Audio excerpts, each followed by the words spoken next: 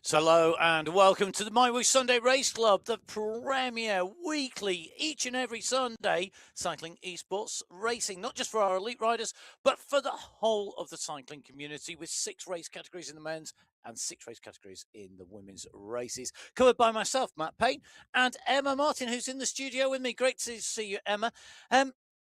It's been an amazing week. It's been a really, really busy week here in the studios. But for our riders, they've been really busy as well. There's been a lot of digesting what happened in last week's race for us. Have you got any particular takeaways from last week? Because I was sort of blown away just by how good the racing was. Oh, last week, Qualifier 1 in April, we had the change of start times, which I think really shook things up from both the riders' perspective and ours, really, I think, in the commentary box. It took a little bit of, whoa, fast and furious. But what a Belgian bonanza week we kicked off April with for Qualifier 1. Over 600 riders took to the start line last week. And in the women's race, for me, Guerra, what a move to that finale. Catherine Fua, for the last few weeks, has had a phenomenal punch at the finish line and has run us so close now twice. Today is going to be really, really interesting in the women because they're heading to California, and we'll talk a little bit more about that later. But in the men's last week, Michael Vink coming through to take his first win for some time on the Sunday Race Club was also a real nugget. And talking about nuggets, a little bit of gold. Heather Shanks, Category 3, taking her first win on the Sunday Race Club. We drop into that pain cave with her in Scotland, week in, week out, and that, for me, was also a little highlight from the first week of April. There was lots of highlights from a racing perspective. I think there were lots of highlights in terms of the individuals that we see on camera. And we've got to say a big thank you to all those riders who do give us that insight. And we're always looking for more, aren't we? Because, of course, it's great to get that insight and, of course, to follow riders. If you're on Instagram, get in touch with us. You can get in touch with them. It's at @biking_Emma, with myself at Matt Fix the Pain. And don't forget, of course, you can get in touch with MyWhoosh at MyWhoosh on social media. Now, Emma, we talked about last week. We're going to go into this week. There are 2 exciting race routes that we're going to be heading into. Our women's race comes up first. It's then going to be followed by the men's race a little bit later. We're still with those 2.5-minute gaps between the categories. If you sum up the racing that we're looking forward to for the women in 3 words, Emma. Oh, tough, long, hard finale. It's not 3 words. That's 4 words. Let's tell you what. Let's get in and show you the detail on the MyWhoosh Sunday Race Club for Qualifier race number 2 here in April.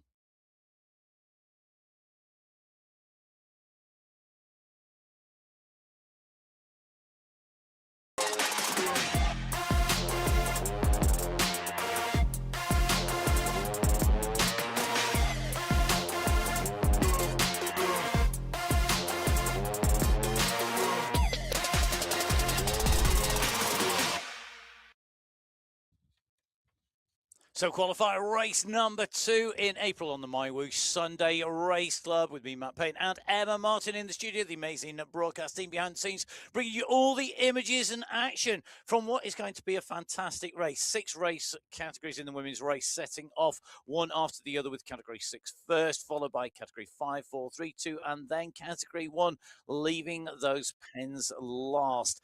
Let's take a detailed look at what the riders have in store in California. Yes, we are heading to California today for the women's race. 35 kilometres of racing, 500 metres of climbing. And as you can see, 3 sprints early on in the race today. The first one of those coming at the 3.1 kilometre marker. Then at 11.5k and at 22.5k, that Golden Gate sprint is the end to the sprint competition. But the middle section of this map, there's a lot of headwind out there today.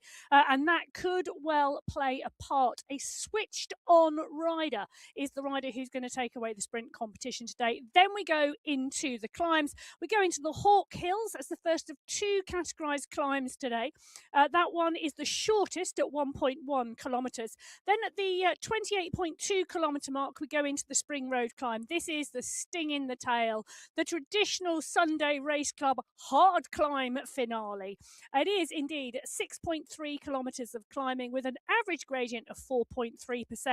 And that checkpoint comes 500 meters before the finish line today.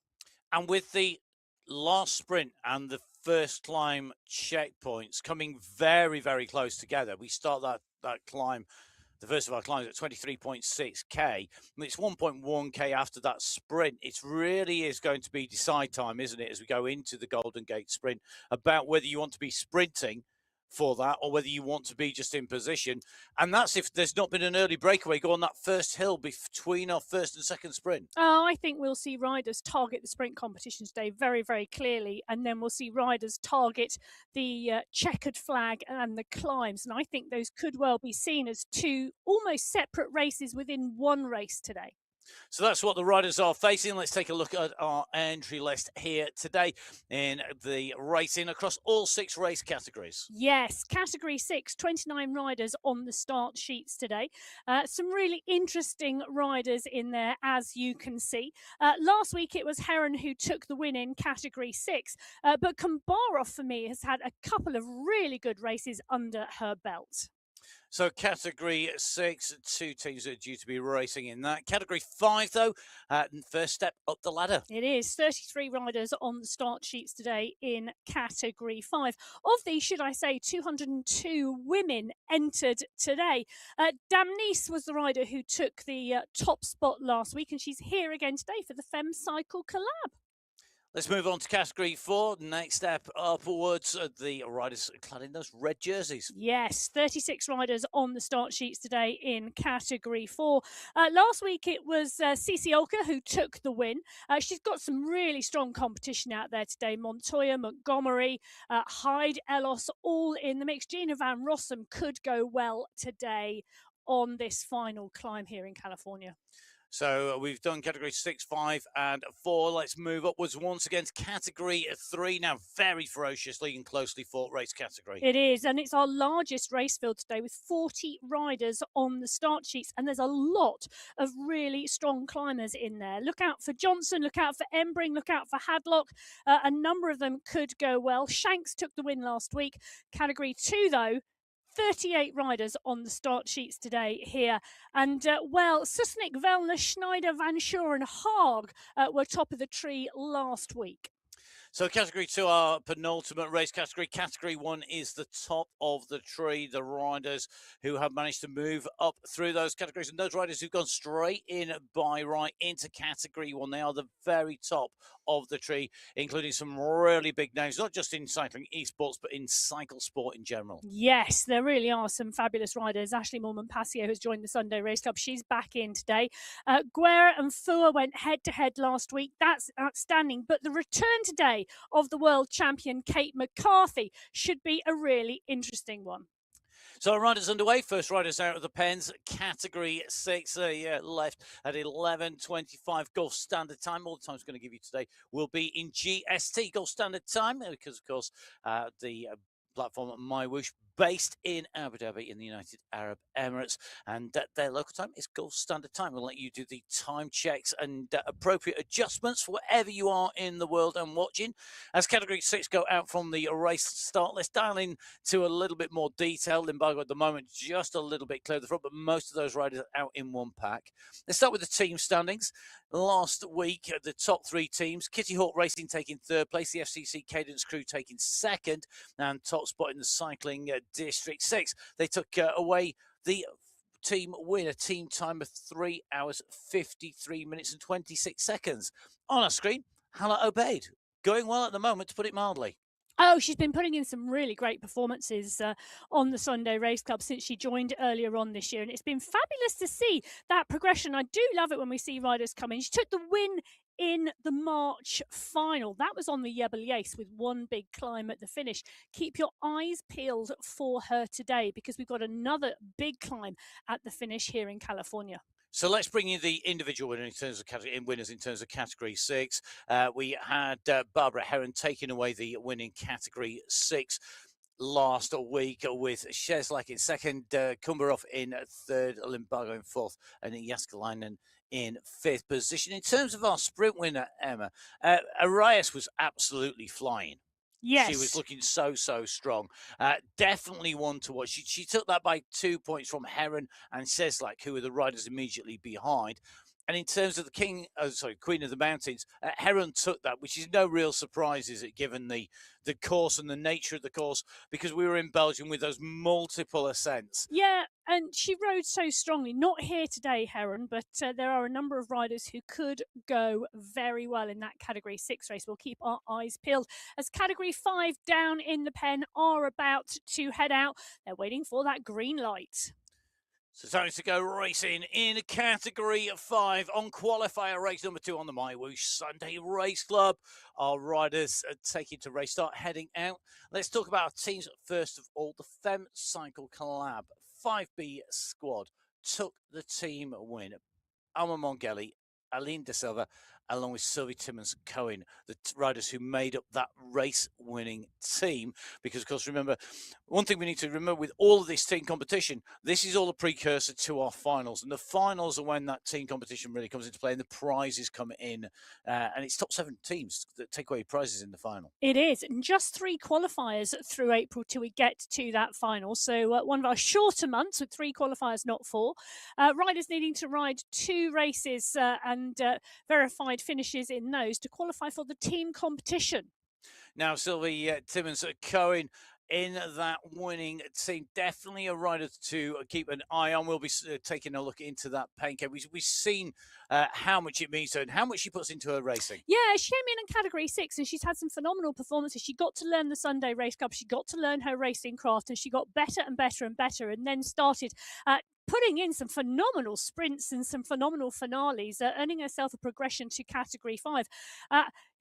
Learning the craft of Category 5, getting the gist of who the riders are, whose will you need to follow is exactly what she's doing at the moment. And I do not doubt that we will see her in the future at the top of Category 5. She's just got that commitment and dedication to her racing. She certainly has. Came in 20th position, which is a great way to debut. Coming inside the top 20 when you go in over the line at the finish.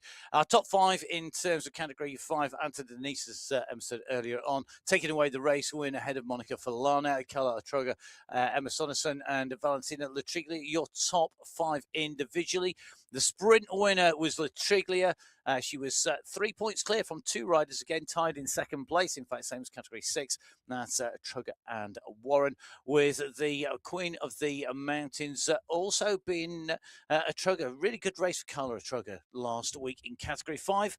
Category 4, down on the start pens, a good-sized race field, just shy of 40 riders, I think, if I remember correctly from Emma's numbers earlier on. It's time for our riders in red to get that red mist engaged. It's time to go racing here on the Sunday Race Club. Let's hope it's not just red and sore legs at the end of the racing. I tell you something, when the red mist comes down when they're racing, we don't want to see any of that today. We want to see what's going on in Category 6 on the left-hand side of your screen, because Jessica Hamilton is leading out the Category 6 pack to that green archway, which is the end of the first sprint checkpoint. Hamilton going through Montoya and Holtman. Holtman put in some great sprints last week. She's come through for second place today, but Jessica Hamilton takes away those 5 points. Great racing from Hamilton. Holtman, Montoya, Limbaga and Londano coming through, all taking points, and I can tell you 16 riders in that leading group. So 16 riders leading out the race in Category 6 as they went through that sprint. First points, the first 5 points going to Hamilton is 5, 4, 3, 2 and 1 points, as you can see, for first, second, third, fourth and fifth place respectively. And remember, of course, those points added up is what gives you that command of the green skin suit. Now, Category 4 with 1 minute underneath their wheels at the moment. We were going to talk about Carla Troger. Troger's actually taken a win on the Sunday Race Club, as well as a 3rd place, and 1 QOM jersey and 1 sprint jersey. So today's the day. She's missing the 2nd place. Maybe she will fill the scorecard all the way across. We will have to see how she goes at the move up into Category 4. Going to be very interesting. Now, let's see what happens in amongst our riders as they head out. I think for me, Category 4 is going to be very interesting. Desenya's super quick when it comes to those sprints. But we've got 2 of our key riders on screen. Good to see Randa Cool and Seba Alray here as well. Seba exchanging the Wolfies kit. She's been busy with Wolfies, I know. But for the MyWhoosh Championship here today, today. And I think Aranda Cahul at the moment, I'm loving the fact colour coordinated water bottle and jersey, always very important. It's good for the head. Oh, and I'll tell you something, if it's good for the head, it's good for the legs as well, Yes. because psychology as well as physiology play a part in racing. And Cahul, well, looking the part, and she'll be doing the business later too. She will indeed. Category 4 winner last week it was Veronica Cicielka. What can she do here today? We're going to dive in with Category 3 because it's time to get the third from last category underway. Out from the pens they go. And last week, team winners, Fem Cycle Collab ahead of the Cycling District 3 squad. It was Cycling District 3B, in fact, who took second place ahead of Cycling District 3A. Individual winner was Heather Shanks, as you mentioned earlier. Great to see that as our riders in Category 5 go through that sprint. So the first sprint here today. Emma, have you got the results? I do indeed. It was Valentina Trigler who took away the 5 points. Schultz came through in second, Andalou in third, Jones in fourth, and Giuliano in fifth place today. Rosa Herrera just missing out there in that sprint. But you can see the pack all coming back together again. Jones, Schultz, Knowles is in there as well. 28 riders in that leading group at the moment at the 3.5 kilometre mark. So Category 3 well underway. Last week's winner, we saw the emotion on Heather Shanks punching the air in delight. You can watch the video back. It is well worth a watch. The finish of the race, well, the whole thing, the whole of the race is well worth a watch. But the finishes were amazing. If you are limited on time, and there's a lot of cycling to watch at the moment, as we fully appreciate, doing much the same here. Watch the finish. Very, very interesting finishes coming through. Heather Shanks really did a great job there.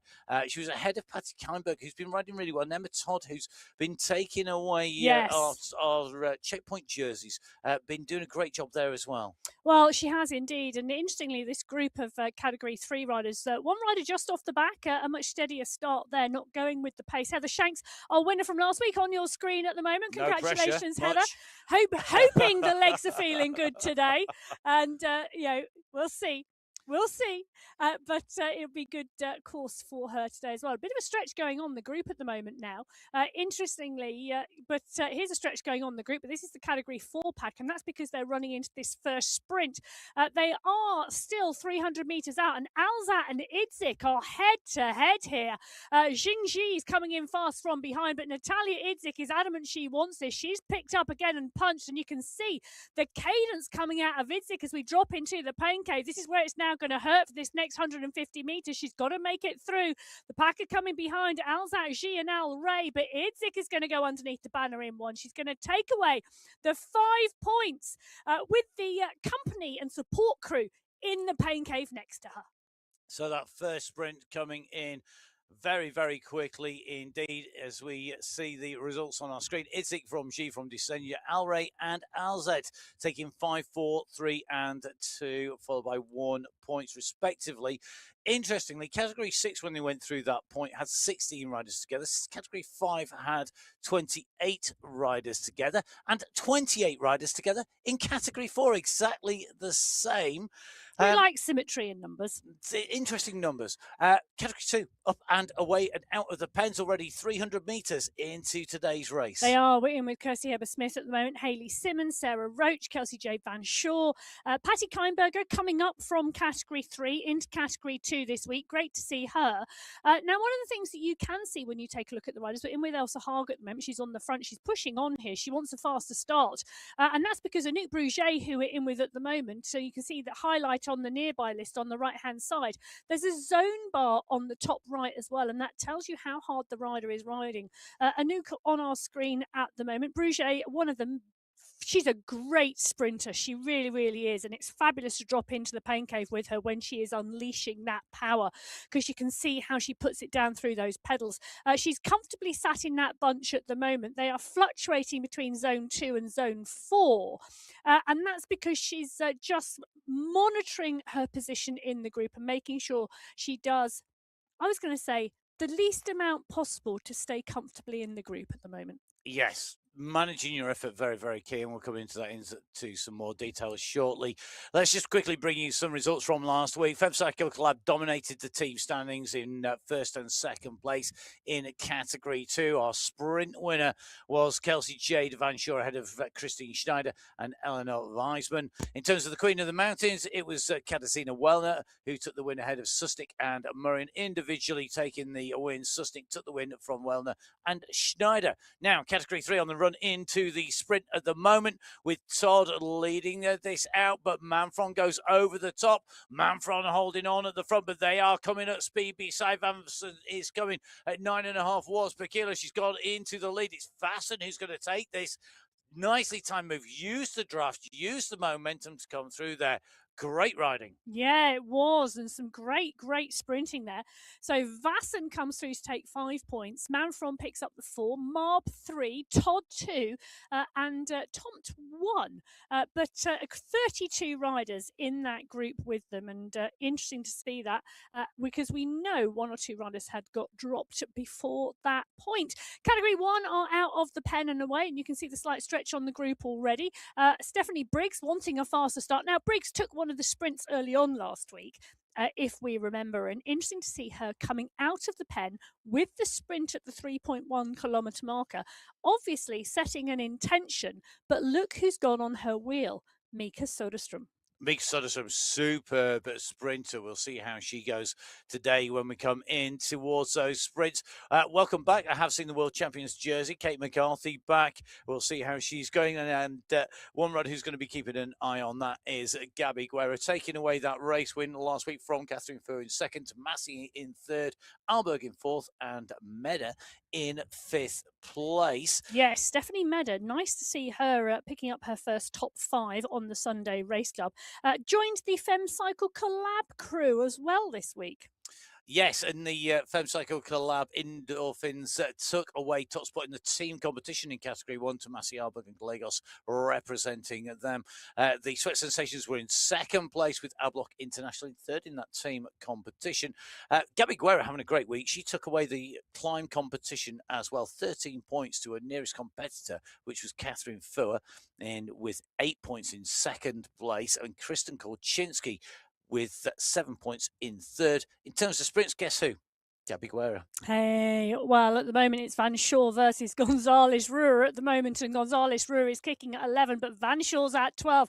Gonzalez Ruhr is on the top of your screen. Denton and Bruget are there too. Rianne Denton moving up now as well behind, but Van Shore is holding that at 11 watts per kilo. Gonzalez Ruhr is really working for this, but she's not going to catch Van Shore, I don't think.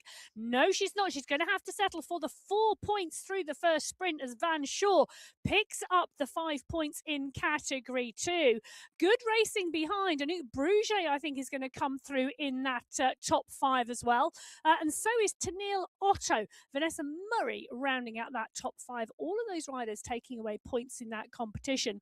2 more sprints for that competition. And of course, it doesn't finish till we get to the 22.5 kilometre marker. So basically heading in towards 2/3 race distance before we finish our sprints competitions today for the 3 checkpoint sprints, the downtown LA sprint, the Arena 52 sprint, and the Golden Gate sprint. Category 1 yet to contest any of those sprints because they set off last out of the pens. Category 1 really going to have something to prove, to see how this race pans out. Now, we'll just tell you the numbers. I'm just going to recap these. 16 riders went through that sprint together in Category 6. 28 in categories 4 and 5, 32 in category 3, 35 in category 2.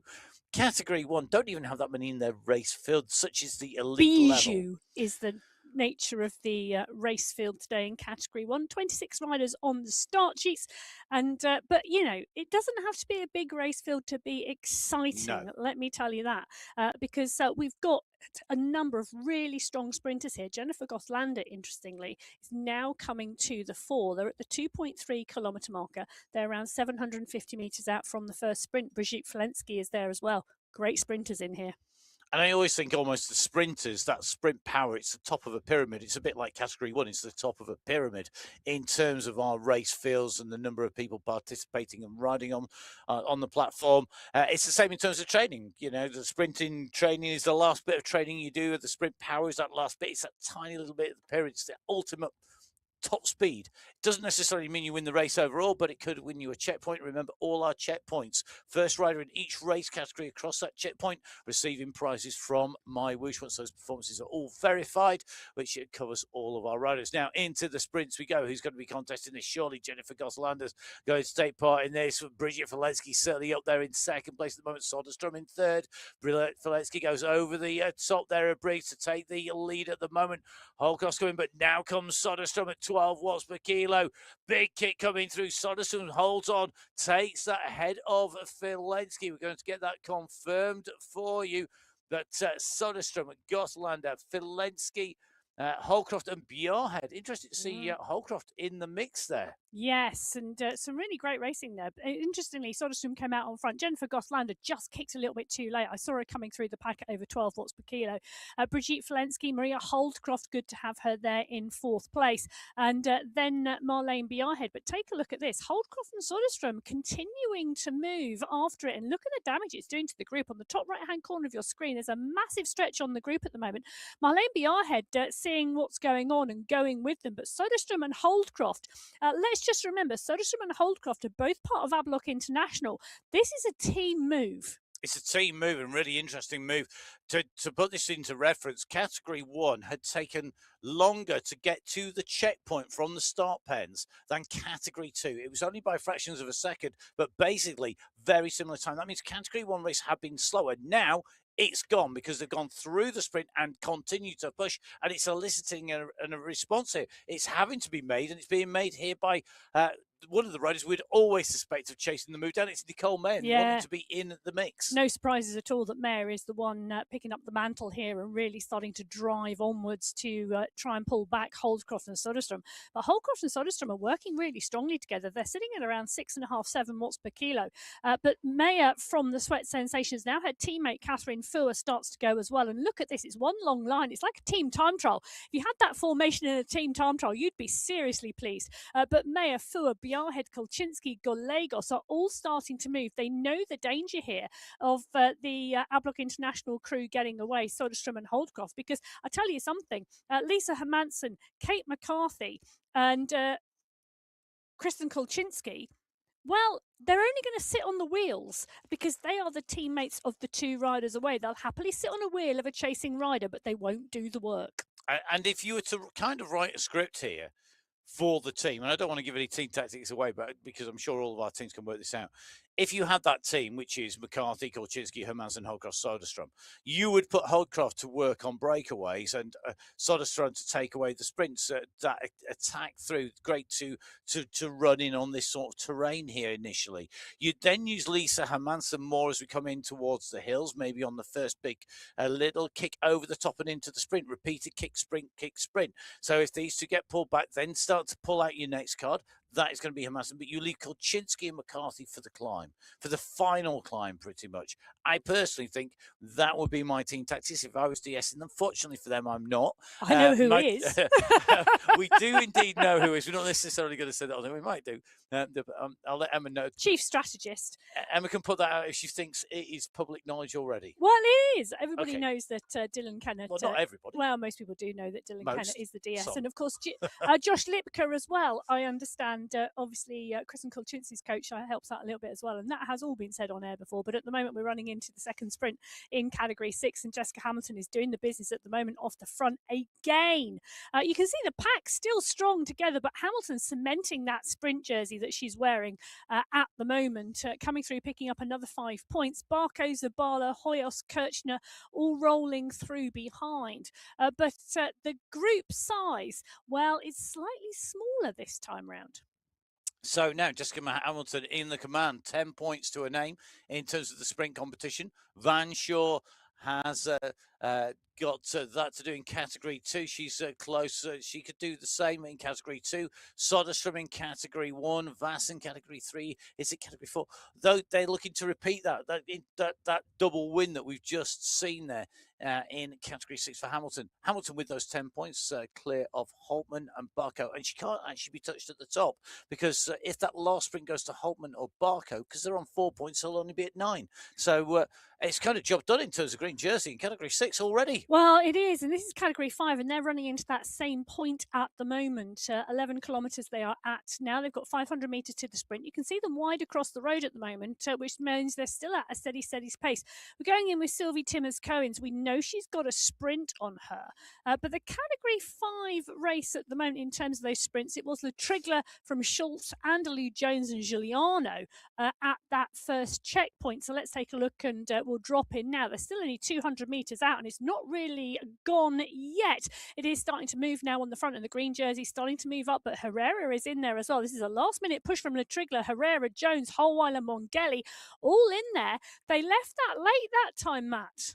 Really late. The way that it chicanes through that left and right-hand turn into the green archway that signifies the sprint line, it very much means you've got to A, know your course, you've got to B, keep an eye on the distances, and C, keep an eye on that radar view top right-hand side of the screen as a rider to know exactly where that sprint is, as well as watching all the riders around you. So, Latriglia coming through, doing the same as we saw in category 6 by Jessica Hamilton, doubling up on those points. Latriglia now taking away 10 points in that overall. Be very interesting to see how that plays out in the other race categories. We're going to see doubles all the way through and potentially see that competition decided. It's going to be very interesting as we move onwards. That same running, we're with category 4. All these time gaps coming down between the riders potentially all the way through this race route today. And potentially we could actually see a full reversal. They set off in 6, 5, 4, 3, 2, 1. Today we could actually see them finish in 1, 2, 3, 4, 5, 6. It is in theory possible. We'll see how that plays out. We're going into the sprint. We've got 4 of our key riders on screen. Seba Array, Natalia Idzik, Valentina Desegna and Aranda Cahul in category 4. Last time in through the sprint, it was Idzik, G, Desegna, Alray and Alzet. It was indeed, and the push is on at the moment. You can see the green jersey coming to the fore. Natalia Idzik is winding this up right now at the moment. Her cadence 103.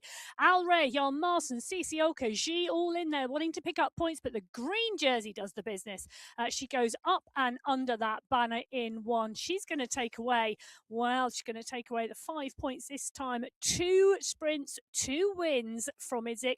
Al Ray picks up 4. G, Fu, and Lee are the riders taking the rest of those points. And that means that Natalia Idzik is on 10 points, but she's not untouchable at the top because Jingji now has 7 points. Remembering it's 5 points for a win at the last sprint. Seba Alray has 6, and she's also in touching distance as well as that overall sprint competition. Well, I think it's really interesting because these second 2 sprints of the 3 in the competition today, all with headwinds. The bit of a headwind going into that Area 52 sprint, but a huge headwind going into the Golden Gate sprint, that 22.5 kilometre marker. So this popping out of the pack at the last minute is the right strategy, but it does make it a very high risk strategy. It does. It's the margins are finer the more of a headwind it tends to be into the sprint into a finish, and that's what we're going to see here. We're in with Rebecca Johnson at the moment, tucked into the main peloton as they come down in towards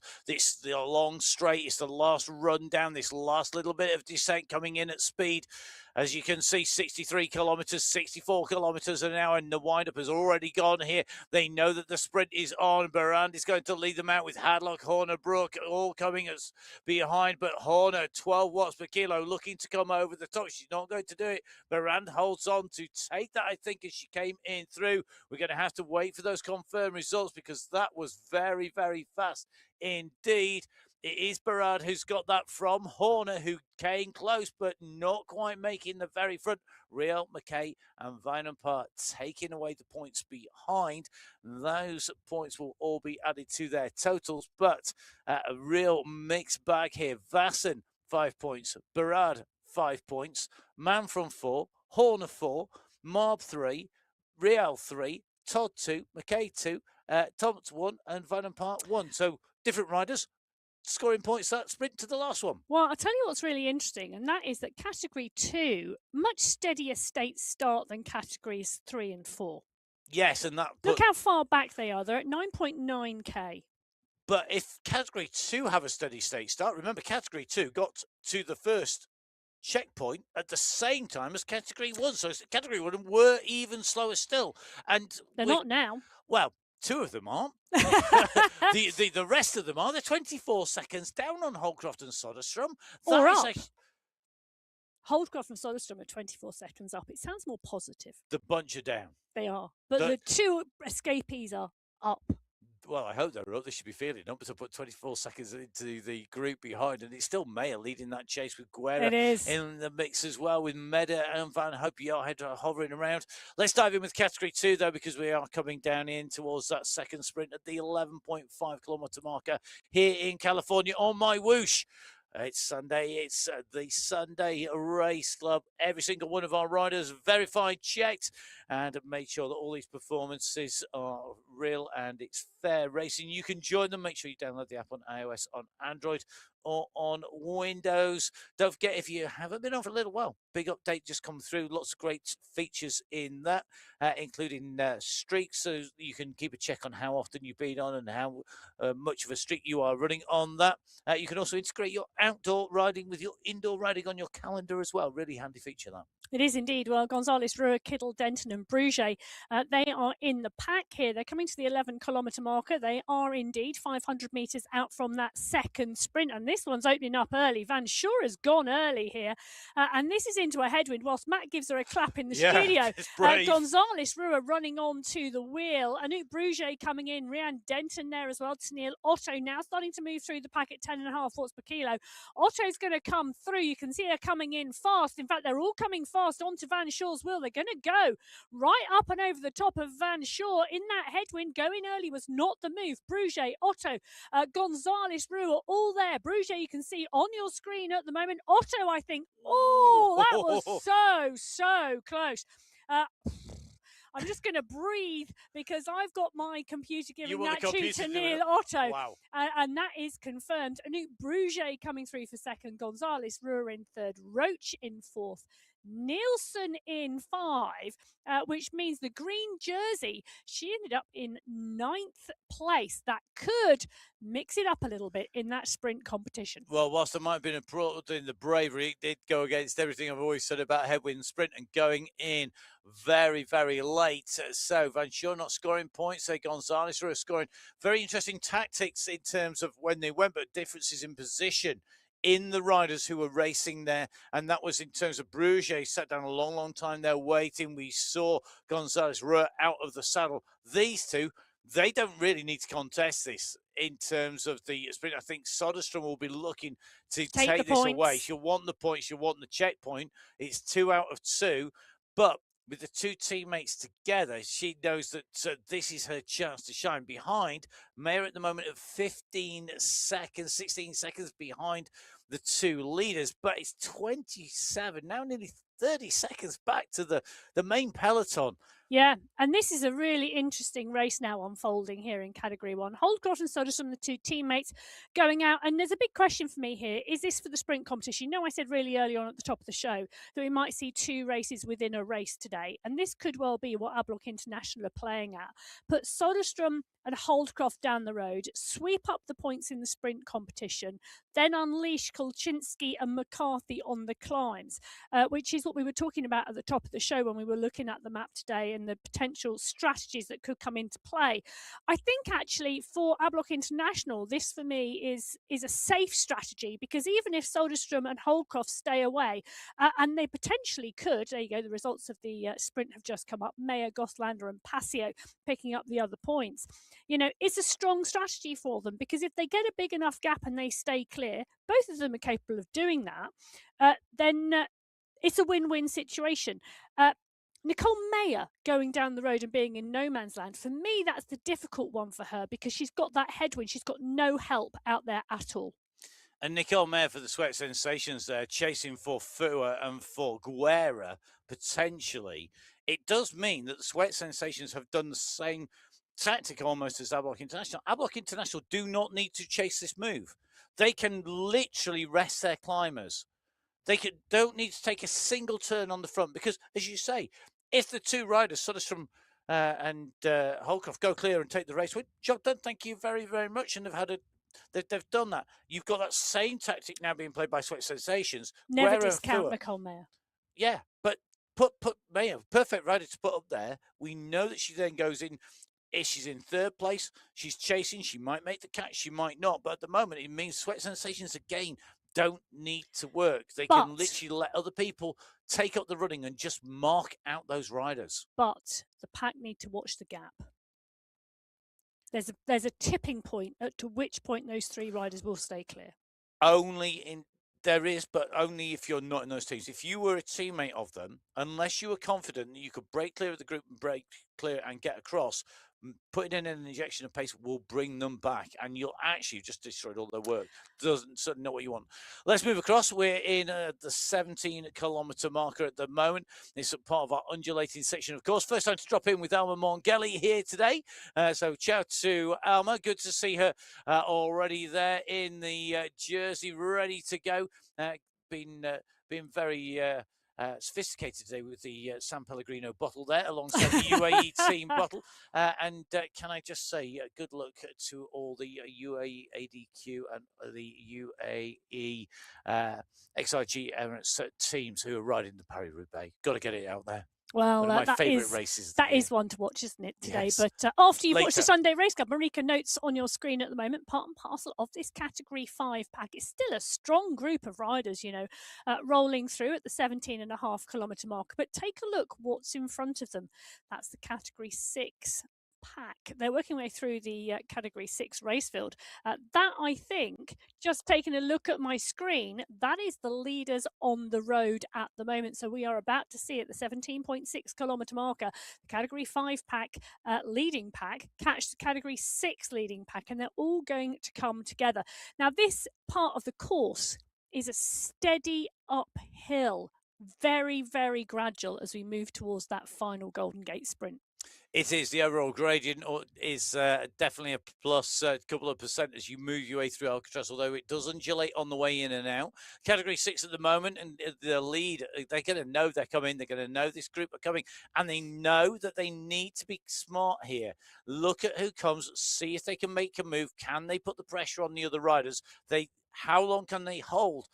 This is a course that's used quite a lot on some of the road racing leagues, actually, on MyWhoosh. I've ridden some of the crit leagues and road racing leagues on this course, and I absolutely love it. It's really, really hard, though, because of that sort of almost constant climbing that you seem to do on the way through. Yeah, and you can see on the top right-hand corner of your screen, it's like 1.5, 0.8, 1.5, and then it goes flat again. It's constantly changing, but it is a slight incline overall.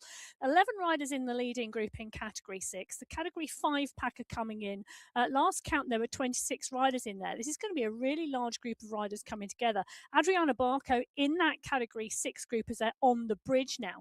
The Category 6 riders have got a decision to make. Do they try and stay in the pack with the Category 5 riders? Do they expend the energy now? Do they wait for the climb? They've also got to remember, though, that they're not in the same race. The Category 6 riders are in the Category 6 race. The Category 5 riders are in the Category 5 race. And it's a big climb at the finish. You don't want to blow halfway up the climb because you've expended too much effort at this 18.6-kilometre mark. Now, you see, I'm a very different school. My view would be, this is draft. This is available. It's a bit like if you're out and racing and you have a big vehicle come past you out on the road. You would suddenly get an acceleration from the draft of that vehicle. Well, you don't just put your brakes on to annul that. You use it as much as possible. I'd like to think there's no vehicles on the road. Well, okay, there might be team cars, but no very few large vehicles on the road when you're road racing. Yeah. But then you take advantage, and it's the same situation here. When this group comes through, you've got to take advantage. And if somebody doesn't, that's road racing, that's time trialing, that's on the track if you get passed by a bigger bunch, you're further back. And here on Cycling Esports, if you get caught and you get passed by a group, you jump on board and you utilise it. It's one of the key skills, and it's great training at getting quicker and getting that speed work in? Well, one of the riders getting some speed work in at the moment, she's getting some tempo work in, is Jenny Eck. The rider in category 2 has gone clear of the group. And she's 20 seconds clear at the moment, the 16.2 kilometre marker. Coming through that area 52 sprint and then utilising this slight gradient to push on. Otto, Lethbridge, Roach, Simmons are all behind. So's Kalman. They're not letting it get too big at the moment, but it is holding. And Eck is doing a great job of setting a nice tempo here. She's settled into her zone 4 time trial pace and she's working strongly. On the left hand side of your screen, go back in, Holdcroft and Soderstrom are still clear. And Mayer is doing a great job of holding them, but the gap back now, Gueret, Fuart, McCarthy, and Passio are on the front of the group behind. I was just taking a little bit of a look at Jenny Eck's stats. One win on the Sunday Race Club. That was back in June 2025 on the Alula course. Well, shall I tell you, we've not raced this course in California since July 2025. Yeah, it's a similar time, isn't it? It's a long time. It is. Now, can Eck do the business here today in California in category 2? Can Soderstrom and Holcroft hold on to that race lead? What's Mayer going to do? Sandwiched in between the leaders and that chasing peloton behind. You can see our two leaders, Soderstrom and Holcroft there, category 1. Category 2 is Eck, who's out alone, being chased by Hayley Simmons at the moment. Category 3, Mayenhout at the moment, right in the lead, along with the green jersey, Femke Vassen in that category 3 race. Category 4, the green skin suits in there. But you can see at the moment it is Brooke Donoghue who's leading out at the moment. Van der Rijt in the mix, so is Roa, Hill, Young. But it's a big group of category 4 riders still in the mix at the moment. Last sprint they had, and that's our last checkpoint, was at 11.5 kilometers. So you can see they're very much motoring across the course at the minute. And remember, we're looking for that Golden Gate sprint as being our next run for the line for a checkpoint, and that's at 22.5k. So a little way to go. Category 3 at the moment, our leading group going on their way. They came through that area 52 sprint, 29 riders in the leading bunch as they came through that point. Horner's still on the front here. Horner's been going very well at the moment. Really impressed by the way she's racing. She's yet to take a win on the Sunday Race Club. And I say yet because it's almost a surprise because she's a rider who really is always there or thereabouts. Yeah, she's had a number of top 5s and she really does sprint well Yes. and is regular in that competition as well. But the pack wide across the road, the green jersey is in there of Vassen, but you'd hardly notice it because they are look how deep they are across the road, indicating to me that they're all riding at a very, very similar pace. Currently zone 1, zone 2 from Angel Hadlock. Great to go in with her. She's neatly in that group as well. Highly likely to be there or thereabouts at the finish as well. She's been riding well recently. She certainly has. One of our most experienced riders, 165 rides on MyWhoosh Sunday Race Club, 13 wins, 14 second places, 11 third places. You know, you talk about sort of medal machines. Angel Hadlock is a one-person medal machine. She really is. She had podium positions absolutely everywhere. A really great competitor. And, really great to actually follow on social media as well. So some really interesting things on there. Very much into making sure that she's in the best possible condition to race as well. And that includes making sure that her body's all working as well, not just the bike. Well, one of the things I really love, if you want to know about the, if you follow elite pro women's cycle sport, that's one thing. The other thing you can do is follow the women on the Sunday Race Club because it really does give you a window through social media into the range and depth and breadth of women's cycle sport around the world. And it really is one way to understand what else is happening in women's cycle sport outside of the pro elite that you see on the TV. Now, Jaramillo is one of the riders who I love to watch because she has been racing on the Sunday Race Cup for some time. And she does put in some fabulous performances. Another one of our riders who completed the MyWhoosh Championships last year. You can see she's wearing the kit. Indeed, very, very strong rider when we see her, and we'll see whether or not she can add to her tally of podium places by taking her first win. Yet to take a win, but don't discount her today. She actually took a win in the missions on this course in California. Oh, well, there So you go. Michigan, She likes California. it. This is the leading group on the road at the moment. We saw Category 5 and Category 6, the two leading groups come together. It's a big, big group of over 25 riders here. But at the moment, it's Alexandra Knowles, our resident artist. And yes, she does take commissions. Great cycling pictures in her studio that we occasionally get a little glimpse into her world. But it is fabulous to see. She's right off the front of the pack, and at the 22-kilometre marker, they're 500 metres out from the sprint banner. In fact, on the top right-hand corner of your screen, you can see that green archway across the road. The riders will see it as well. They sweep around the left-hand corner, they sweep around the right, and then it's a long run to that line. It's a long run to the line. It's a long straight run, and just as critically, it's a long straight run into a absolutely banging headwind here today.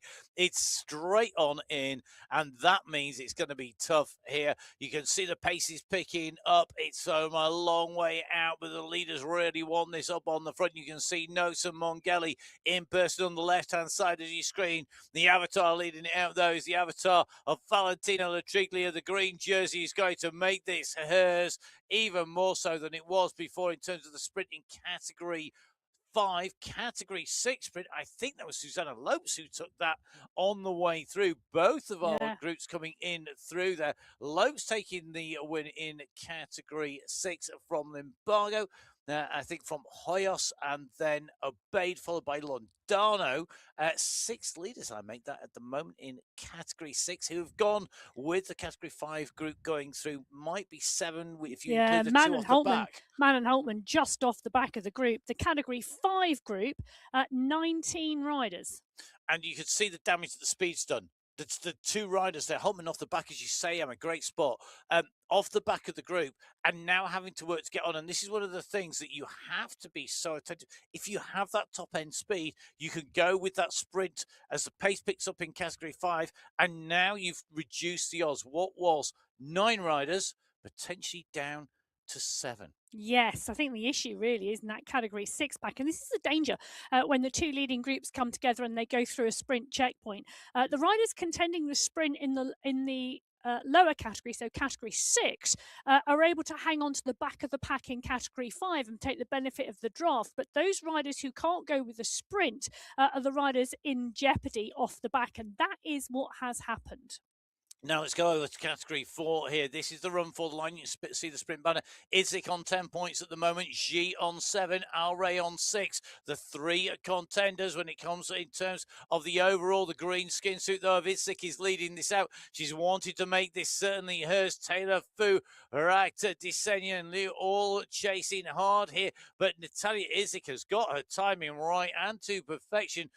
G and Alray are not going to score points going through there, and it means that the overall win will go to Idzik. Also, the checkpoint there, perfect score, 15 points. I know, brilliant riding. It is absolutely fabulous riding, and one of the things that's also really interesting is this category 4 pack have not lost many riders, and I don't mean actually, lost them around the corner or underneath a rock. I mean the numbers of riders who have dropped off the back of the group. You lose people regularly under rocks. So, I don't want you to watch when we leave the studio today. Yeah. There'll be a big rock land on my head. But 26 riders in that leading group as the category 3 pack go through that point on the course now. This is a fast group because they've almost caught that leading group in category 4 already. Now, thank you, Vassan, taking that sprint there, the sprint lead, and that basically means that she takes away the overall win. Berard, who was tied on points with her, taking 3rd place there. And that does mean that she'll move into 2nd place overall. But thank you, Vassan, with a maximum score, 10 points overall for Vassan. Berard with 9 points, just behind, so close, but it's enough there to get into position. Brilliant racing, brilliant riding, and we'll watch how that continues to play out in terms of the climbs and, of course, the overall, because once we've gone through the Golden Gate sprint, it is job done. Meanwhile, and we can see Maria Holcroft at the moment tucked nicely in with the big group here, the peloton in category 2. Not the leader, because that is Jenny Egg. Well, yes, Eck we saw go down the road. She had a gap of around 20 seconds. She put in that superb time trial effort between the two sprints. Big time trial effort, 11 kilometres, but it has done the business here. Take a look at that. She's still around 250 metres clear of the chase group. So Eck really racing strongly today. And I wouldn't discount her being able to do this right to the finish. The question for me is, Jenny Eck holding the time trial pace ahead of the group. She could well do it. And it depends for me how quick the pack will move behind and who wants to push hard. Well, the battle for the sprints is really, really close overall. You've got Otto on 8 points, Gonzalez Ruhr on 7, Bruget on 6, and Van Schuur on 5. Now, they're all the riders who can challenge for the overall sprint win. And remember, there's a prize for the overall sprint win. Christine Schneider, I'm sure, will be focused on the climbs and on the overall win. I think that's going to be her target here today. I don't think she's going to be looking at this sprint particularly as we come into this chicane. The rider's about to go around that right-hand turn. There's going to be a big pickup of pace behind. Eck will be continuing that effort, but it does mean that the gap's going to come down as Gonzalez Ruhr is leading them out at the moment from Bruget and Otto. They're all in the mix behind. They're trying to close the gap down. Gonzalez Ruhr right up at the front here with Otto and Bruget, but Otto goes over the top of Gonzalez Ruhr. It looks like Tennille Otto will get the maximum points other than Jenny X 5 points. She will take 4 points. She's ahead of Gonzalez Ruhr and Bruget. Really interesting sprint behind. Very, very close in terms of those overall points. Yes. So Eck clear of the pack by 12 seconds at that point, and that sprint really closing that gap down. Otto, Bruget, Gonzalez Ruhr, and Vanessa Murray again picking up 1 point there. But the rest of the pack needing to push and needing to push strongly to stay in the leading group. There's 17 seconds separating the front, as in Jenny Eck, to the back of the group, but there are 33 riders in that chase group behind Eck. And you can see the damage that's been done after that big effort. Gonzalez Ruhr is now 10 seconds down on the bunch. She's lost contact. She was in the sprint. She came in. She took 9 points overall. Super, super close, but not enough to get the overall lead. And now distance and Bruget in trouble as well. Well, I'll tell you what is interesting. At the 22.1 kilometre marker, this is the chase group in category 1. Holcroft and Soderstrom have already gone through underneath Golden Gate Sprint. They went through together, but Holcroft taking the 5 points, so taking that section ahead of Soderstrom, but Soderstrom holding on with the 4 points for the overall win in the sprint competition. Nicole Mayer, 34 seconds behind the two leaders, but again, riding really, really strongly. This is the group behind, looking to pick up, and Bjarhead and Olberg just picking up some points, but the gap now, they are 52 seconds behind Nicole Mayer, which puts them about 80 seconds behind Holdcroft and Soderstrom. So I'm going to flip these results almost on their head, because we can see the Holdcroft, Soderstrom, May, Gottlander, Guerra battle behind. And I say battle, it's almost in inverted commas in speech marks here, because it wasn't really a battle. It's more just holding the front of the bunch here.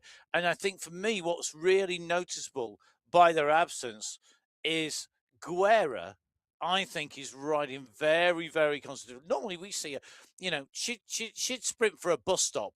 And if you were running for a bus stop, she would want to get there before you. There's nothing that she won't go for. And yet, today, she is not really contesting anything. Well, literally, wait till the final climb. A point by just riding through with the group there. And I think that's key here, because I think the danger is, and Aberlock International have played a blinder here. They've got riders up the front. McCarthy comes back. Guerra thinks, got to be a bit careful, a bit smart here. And in being a bit smart and watching out for McCarthy, the world champion, she's not going after the leaders, and they're riding away. Well, let's come back to that conversation when we go back to the Category 1 riders, because at the moment what we're watching is Category 3 having gone over the top of the Hawk Hills. And in fact, a number of categories have gone over. Category 3, Category 4, Category 5 and Category 6, all over the first climbing checkpoint of the day. And Natalie Brooke picking up the points in Category 3. She's got the polka dot skin suit on, Marb, Shanks, Lip and Embring all up there as well. But what is interesting is that Category 3 pack have gone from 27 riders to 15. Now, Category 2 are on the way up to that self-same summit. Let's very quickly bring you the leaders in the climbs competition after the first climb. Just heard Category 3. Category 4, it's Desenia from Walkenhurst, Cisioka, Elos and Lou. In Category 5, Giuliano, Sonneson, Mongeli and Lou and Falana. And in Category 6, Obeid, Lundano, Hoyos, Jaskalainen, and then Limbago. Whistle Stop Tour. Don't forget you can get all of the live results currently on mywhoosh.com/results, or of course you can also pick up lots of detail on mywhooshinfo.com as well. Category 3, 4, 5 and 6 over the top. This is Category 2, the run for the Hawk Hills. Yes, it is indeed. And they're in the final 100 metres. In fact, the banner is coming literally just around the corner. The push is on here. Lethbridge is there with Kalman and Murray. Let's not forget, Category 1 are in here as well. Holdcroft and Soderstrom are both in this pack, making the use of the draft. Smart tactics. They can indeed stay in the pack here and will benefit from that on the run to the final climb. But Van Shaw, look at that, just popping out of the pack and utilising that sprint we know she has to pick up that polka dot skin suit in Category 2. She takes that from Haag, Banerjee, Murray and Hakkinen. In Category 1, Maria Holdcroft picks up the points, Mika Soderstrom in 2. So they're sharing the jerseys in Category 1. Soderstrom in green, Holdcroft in polka dots. So, our runners at the moment on the way in underneath the banner of the climb. And this is, of course, the Hawk Hills climb, part 1 of 2 climbs here today. Not separated by a great deal of distance in terms of on-race route. As we join in with a lonely ride for Nicole Mayer at the moment. One of the things she says she likes racing is racing against lots of women each and every Sunday at the early hours of the morning. Really interesting interview Emma did with her. In fact, and at the moment she's racing with a lot of people, but nobody's with her. Nobody's gone with her. She's 37 seconds clear of Gabby Guerra, the nearest chaser behind, and the gap, I mean, it's monumental to Holcroft and Soderstrom, but it is amplified by the fact that the leaders are on the descent as the chasers are on the climb. Remember, the time gaps at the moment are in real time, so it's basically a computation of the speed of the riders and the distance they've covered at that point in time. Yeah, and what's really interesting is the results flip up on your screen. Holcroft, Soderstrom, Mayer, Guerra and Alberg. Guerra coming through there because she's banking on that final climb. Now, if I'm just taking a little look at these results, it tells me that Holdcroft and Soderstrom have put a bigger gap into Mayer between the Golden Gate Sprint and the Hawk Hills. It's extended dramatically. It's out to 41 seconds now. At the Golden Gate Sprint, it was at 34 seconds, so another 10 seconds to the leading 2 on that climb. But the gap between Mayer and the chase group has got smaller. It's now at 30 seconds, whereas it was at 52, which means the chase group are now 1 minute 11 seconds, not 1 minute 20 seconds behind Holdcroft and Soderstrom. 9 whole seconds have been erased from the lead on the first of our big climbs here today, the non-headline of the day ever, here on the MyWhoosh Sunday Race, because they need a lot more back before they get to the finish, and they've got one more climb to go, and that is where we're going to join our race once they reach the 28.2k mark. That is where the climb officially starts of Spring Road climb, 6.3 kilometers of climbing. I would argue you are pretty much climbing from the moment you come off the descent of Hawk Hills. There's a little bit of headwind flat section to about the 27k mark, but realistically from 27k onwards, it's pretty much all uphill and it's all going to hurt if you go hard enough. But there are some amazing climbers in that chase group of 12. Guerra is there, Alberg Fuhr, McCarthy Koisnen, Bjarhed Passio, Tomasi Kulczynski, Gallegos and Hermansen. Stephanie Medder was on the back of that group as they went over that first climb. Definitely not one to be discounted on the climb. Now, on your screens, left-hand side of your screen, you see Category 3, right side was Category 5, the leaders on the road. We're going to dive back in with our elite riders here with Mika Soderstrom and Maria Holcroft, our race leaders at the moment, just gone past Interesting Murray and Co. push. Interesting push. I think on this little bit of a rise, they just want to just break clear here. They don't. It's very easy to get sucked into the trap of riding with the group because it's that little bit easier. You're taking that rest, but at some point you have to push on again. But, Otherwise, you get caught back. Yeah, it You're is great to sit in the losing time. pack, drop your heart rate, recover, but then at some point you've got to go again if you want to hold that gap. And the gap being 1 minute 11 seconds coming towards the base of the Spring Road climb. That climb starts at 28.2. It is a climb pre-hills, I'm going to call them. Pre-hills is where they're at the moment. But Soderstrom and Holdcroft have got to keep moving on. They are both, finalists at the World Championships for the last 2 years. So they're the top 20 in the world. They're actually the top 10 in the world, in terms of their performances over the last 2 years. Soderstrom's 3 times a Swedish champion at cycling esports. They can do this. 1 minute 11 seconds. It could well be very, very close. It certainly could. Remember, the racing here across all 6 race categories. MyWhoosh Sunday Race Club has a huge range of riders in different pancakes all around the world, and we feature all of our categories here.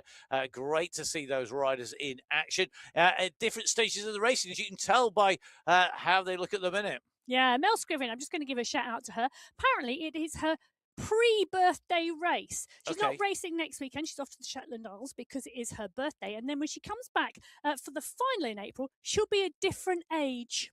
Oh, my goodness. Mel, is it -1? No, she's joining. Mel, you're joining me, don't worry, in the wonderful women over 50. Okay, excellent. Yes. There's no other answer. I was actually stuck on what is there to do in Shetland on your birthday. I'm not sure what there is. Let us know, Mel, at some point, will you? What do you do in Shetland on your birthday? In fact, maybe don't. Ride your bike. Indeed, there's the answer already. Mel has missed her. She should have been born in another era of mine. Yeah. 1920s movies. She'd have been brilliant. She would indeed. Let's go back to the racing, back in with our riders on the climb.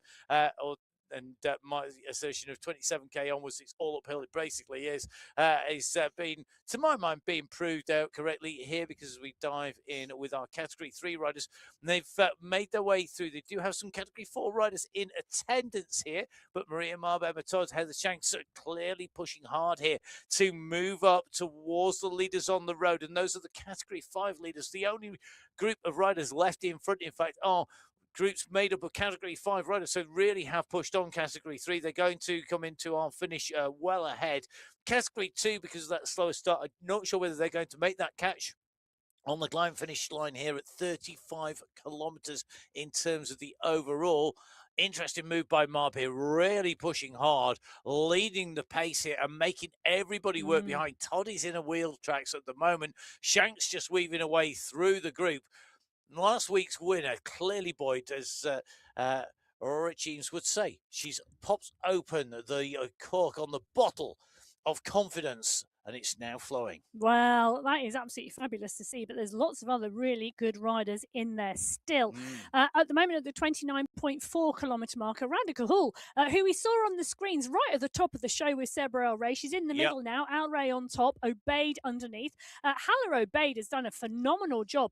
When the Category 5 riders caught the Category 6 pack, Obeid was able to go with them for some time. She really made the benefit of that on the Hawk Hills, and at the top of that Hawk Hills climb, she had a 47-second gap to the rest of the Category 6 pack. Radical Hall, Sebra Al Rey in the mix as well. They are with the leader in that Category 6 race. Obeid is in the polka dots on your screen. So, Hala Obeid, we know when it gets tough. We know when it goes uphill. We saw that when we went to Yebel. Yay, she's one of those riders, come a big climb. Hannah Obeid really comes into her own. And as you say, she's got that pace. Now, Sebra Al Rey at the moment, Category 4 rider, just making her way up. This time we saw her sprinting hard on the run through those sprints. She's on the top of your screens at the moment. Hers is the avatar in the red jersey, center right of your screen at the moment, just lifting the pace, dropping on this big, long climb. As we drop in with our race leader at the moment, because Natalia Andalou has gone clear here in the last few kilometres of Monica Falana, ahead of Palmer Mongelli and Emma Sonnerson, who are together. The trio basically chasing our solo leader at the moment. Now, Andalus pace here, really, really looking good. She was in that group of 4 riders. She's gone and left the other 3 behind. Alexandra Knowles is the nearest rider to them at the moment in 5th place here. And they're the only riders left clear of category 3. So it shows you just how strong they've been riding. Yeah, they have indeed. And Knowles, we know, is a strong rider and likes to really push on and make the action. Mongelli, Sonnerson, and Falana really strong as well. Interestingly, on the left-hand side of your screen at the 29.9 kilometre marker, Maria Holdcroft is really tapping a rhythm now on this climb. She's gone clear of her teammate Mika Soderstrom in category 1 just by 7 seconds. But this is an interesting move. And I'll tell you something. Welcome back to the front of the category 1 race, Maria Holdcroft. She was the only rider in 2025 to take a win on the Sunday race. In fact, she took 2 alongside Gabby Guerra and Kate McCarthy. Just the 3 of them were the winners on the Sunday race. We've had more winners on the Sunday race club in the women's race field in 2026 so far than we had in 2025, but she put in some great performances to break up that duo last year. She certainly did. Now, don't discount Maria Holdcroft from the race by any stretch of the imagination at any time. 2 wins backed up with 8 second places and 18 third places in category 1. We're back in, though, with Shanks and Mongelli in person at the moment on the climb, and they're coming together. They are indeed. So this is the category 3 leading group, catching the leaders on the road, who are the leading category 5 group. Mongelli just taking some fuel on board. She's got another 4 kilometres to go, all uphill. The category 3 group go up and over the top. Horner, Shanks, Todd, Silver, Marb, Brooke, Embring. It is a class group of category 3 races at the moment on the climb, and they are moving strongly. Andalou is there, but also, you know, this is some great racing at the moment here. It's great racing across all 6 race categories on the MyWhoosh Sunday Race Club. Remember, category 6 set off first, followed by 5, 4, 3, 2, and 1. The leader of category 1, though, siding through the race field. She's up to 52nd in the race overall. It shows she's already caught over 3/4 of the race field. At this stage, she's passed them, and she's in front of them, and she's closing at some speed here, climbing at nearly 5 watts per kilo. That's the equivalent of just under 300 watts for Maria Holdcroft, leading category 1. She's got the gap. Can she take away the win? Andalou leading the race out at the moment. Last we saw, she's about 14 seconds clear, but we'll see whether she's held on to the very front of the race. Meanwhile, left-hand side of your screen, category 2. It's a very close punch. We've seen 1s and 2s in many of the other races, or groups of single digits on there. Meanwhile, category 2, that's still a relatively big group there. All together in here. Bergin, Denton, you can see we've got Thompson in there as Soderstrom weaves her way up through the group in the green skin suit, the black hair, the white shoes, and the green skin suit there with the number 1 on her back. Mika Soderstrom looking to close down on Maria Holdcroft on the right-hand side of your screen. But that gap now surely is insurmountable. It's brilliant tactics from Ablock International. A clear plan being executed in front of your eyes at the moment today. Soderstrom, Holdcroft going clear early on. Soderstrom sweeping up the sprints when we got onto the final climb. Maria Holdcroft unleashing the power and going clear. She's doing the business at the moment. It'll be interesting to see the gap when we get it. But Andalou at the moment is the leader on the road in category 5. Not for long. She's around 7 seconds clear, but it's not very long because the category 3 pack are coming just behind the category 3 pack of the 3 chasers in the category 5 race. So Andalou has competition, but they are literally just around the bend.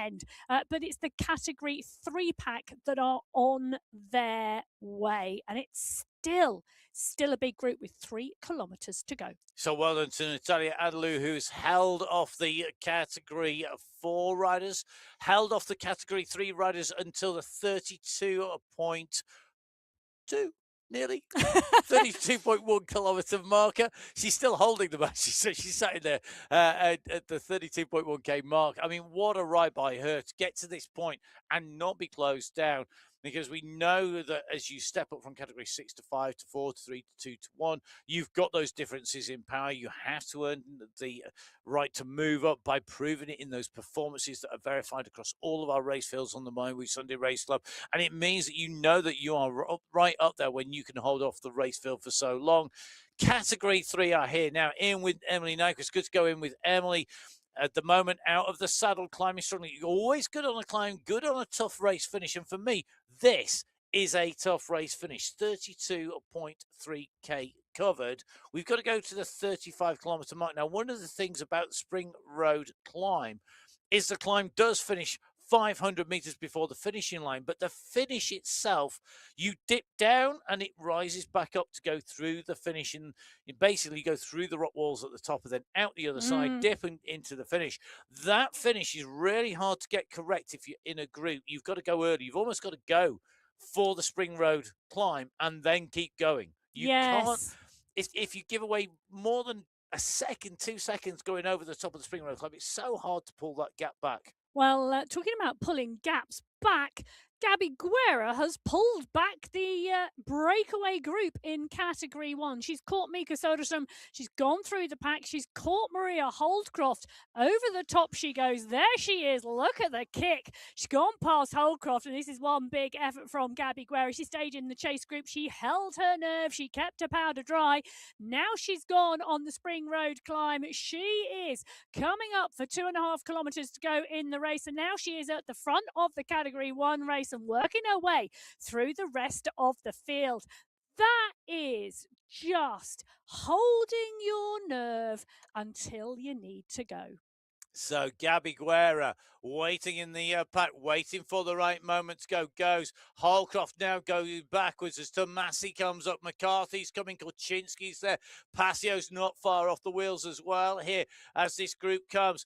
Is it the front capitulating more than necessarily the back coming up? We'll have to see. Guerra's taken the moment. She's chosen it. She sees today Carpe Diem indeed for Gabby Guerra at the moment. But McCarthy is not out of this. Remember, McCarthy on the way back from injury. What could she do here today? She's ahead of Koczynski and Passio by a few seconds here. It's not huge, but she's got Tomasi in front. So the target is there. What can she do? What can the twice world champion do? She's got the riders in front to chase. She's got the target at the moment, looking strong here. 5.8 watts per kilo being kicked out. Now goes over 6 to Massey. A little bit higher here. The speeds are high though, so aerodynamics will be taking its toll as well at 27 kilometers an hour in with McCarthy at the front of the race. Gabby Guerra 29 kilometers an hour as she comes up this climb. Guerra is absolutely on fire here today. Yeah, she is. And what a race it is that is unfolding in front of our eyes in category 1 at the moment on the Spring Road climb here in California on the MyWhoosh Sunday Race Club. Guerra in 1.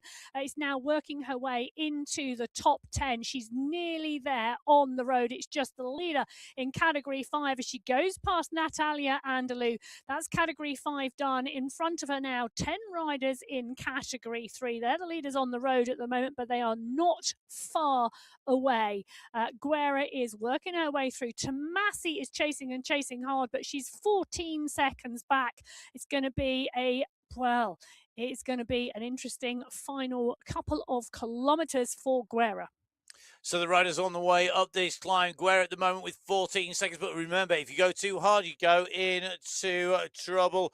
Then you are going to lose time very quickly. We saw how fast the race can change in category 1 already today.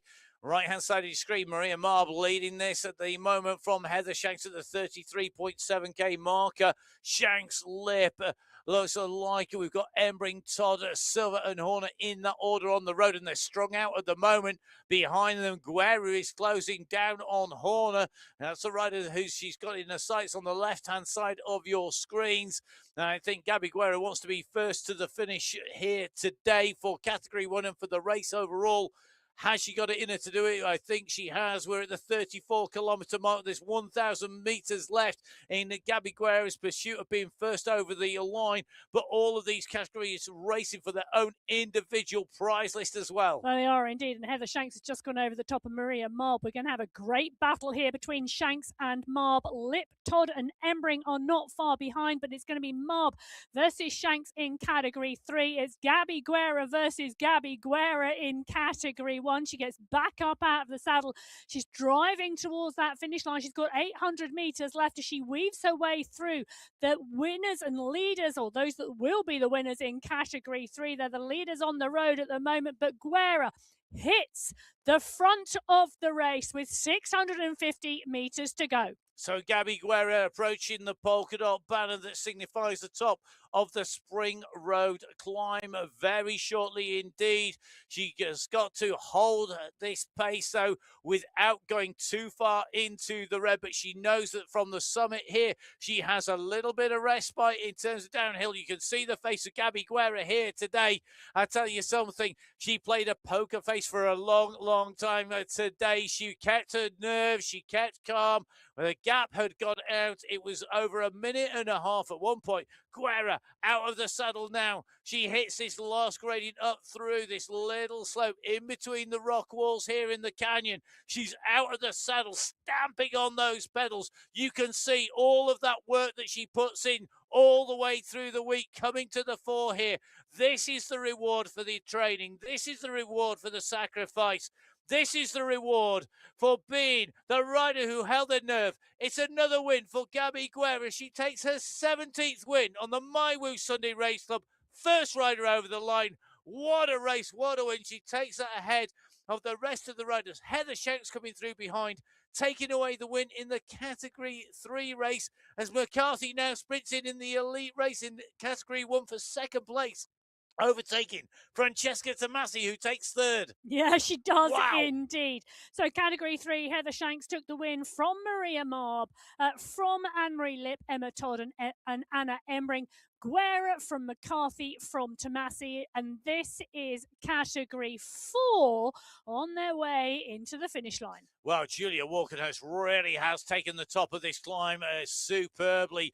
Walkenhurst comes underneath the banner to take the win in Category 4. Behind it, so equal gap between Desenia and the chasers behind. Category 2, though, coming into this same finale. Schneider sprinting this out from Banerjee. Banerjee at 8.5 watts per kilo. They're not going to touch Christine Schneider. Said she was focusing the finish, and that's what she did indeed. Schneider goes through Banerjee along with Kalman and Bergen coming in fast there. Category 2, Schneider in 1, Banerjee in 2.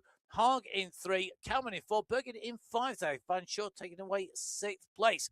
Meanwhile, Category 5 on the way through. Natalia Andalou taking the win in Category 5 here today at the finishing point. What a ride by Andalou, taking the win from Falana in second, and Alexandra Knowles going over the line in third place. Alba Mongelli will take away another top 5 here today.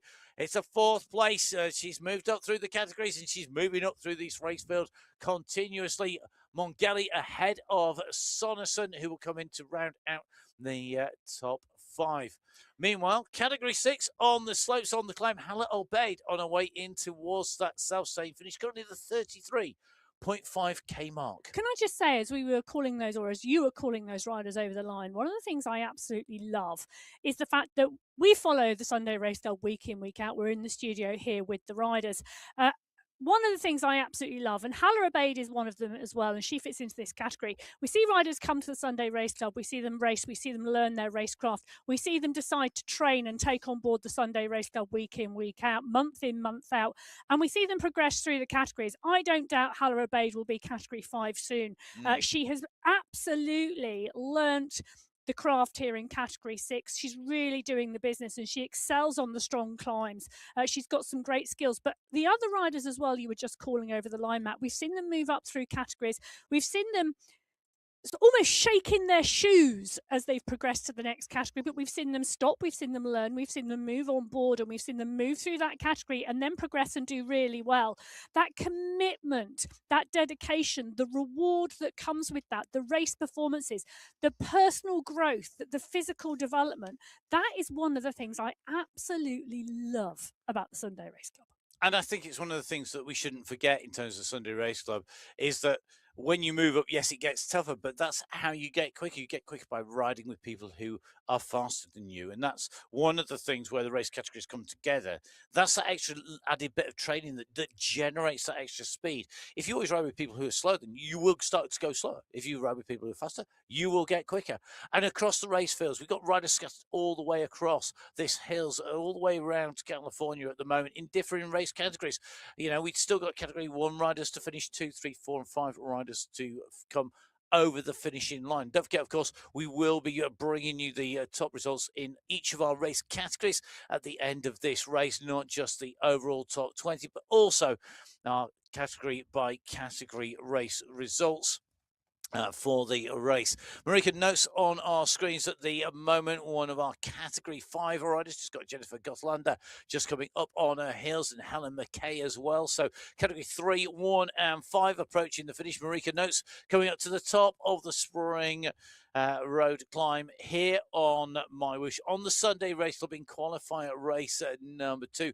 Great ride by Notes here. She's going to come in over that finishing line very shortly indeed. I think it's going to mean that she comes in 11th place, if my maths is correct. I'll let you know. Indeed, confirmed in 11th place. A rider who's got podiums on the Sunday Race Club in category 5, a rider who's continuing to improve on those climbs. Meanwhile, we're in with Hala Abaid in that polka dot skin suit, the climb winner of the Hawk Hills climb, taking that checkpoint prize, now adding the Spring Road climb prize. Job done. Hala Abaid at the front of the race, clear of the rest of the riders behind. At the moment, that gap just approaching 1 minute overall behind Nares, Kirchner, Lodano, Limbago, Yaskalainen, and Lotz on the climb. Much closer between those riders behind at the moment, but Hala Abaid, great result for her here today. Not unexpected with this climb, Emma. No, we've seen her before on the Sunday Race Club excel on the courses where there's a long climb at the end, and that's really where she comes to. That's her forte. She really is a strong climber. She can tap a really good rhythm and a consistent rhythm.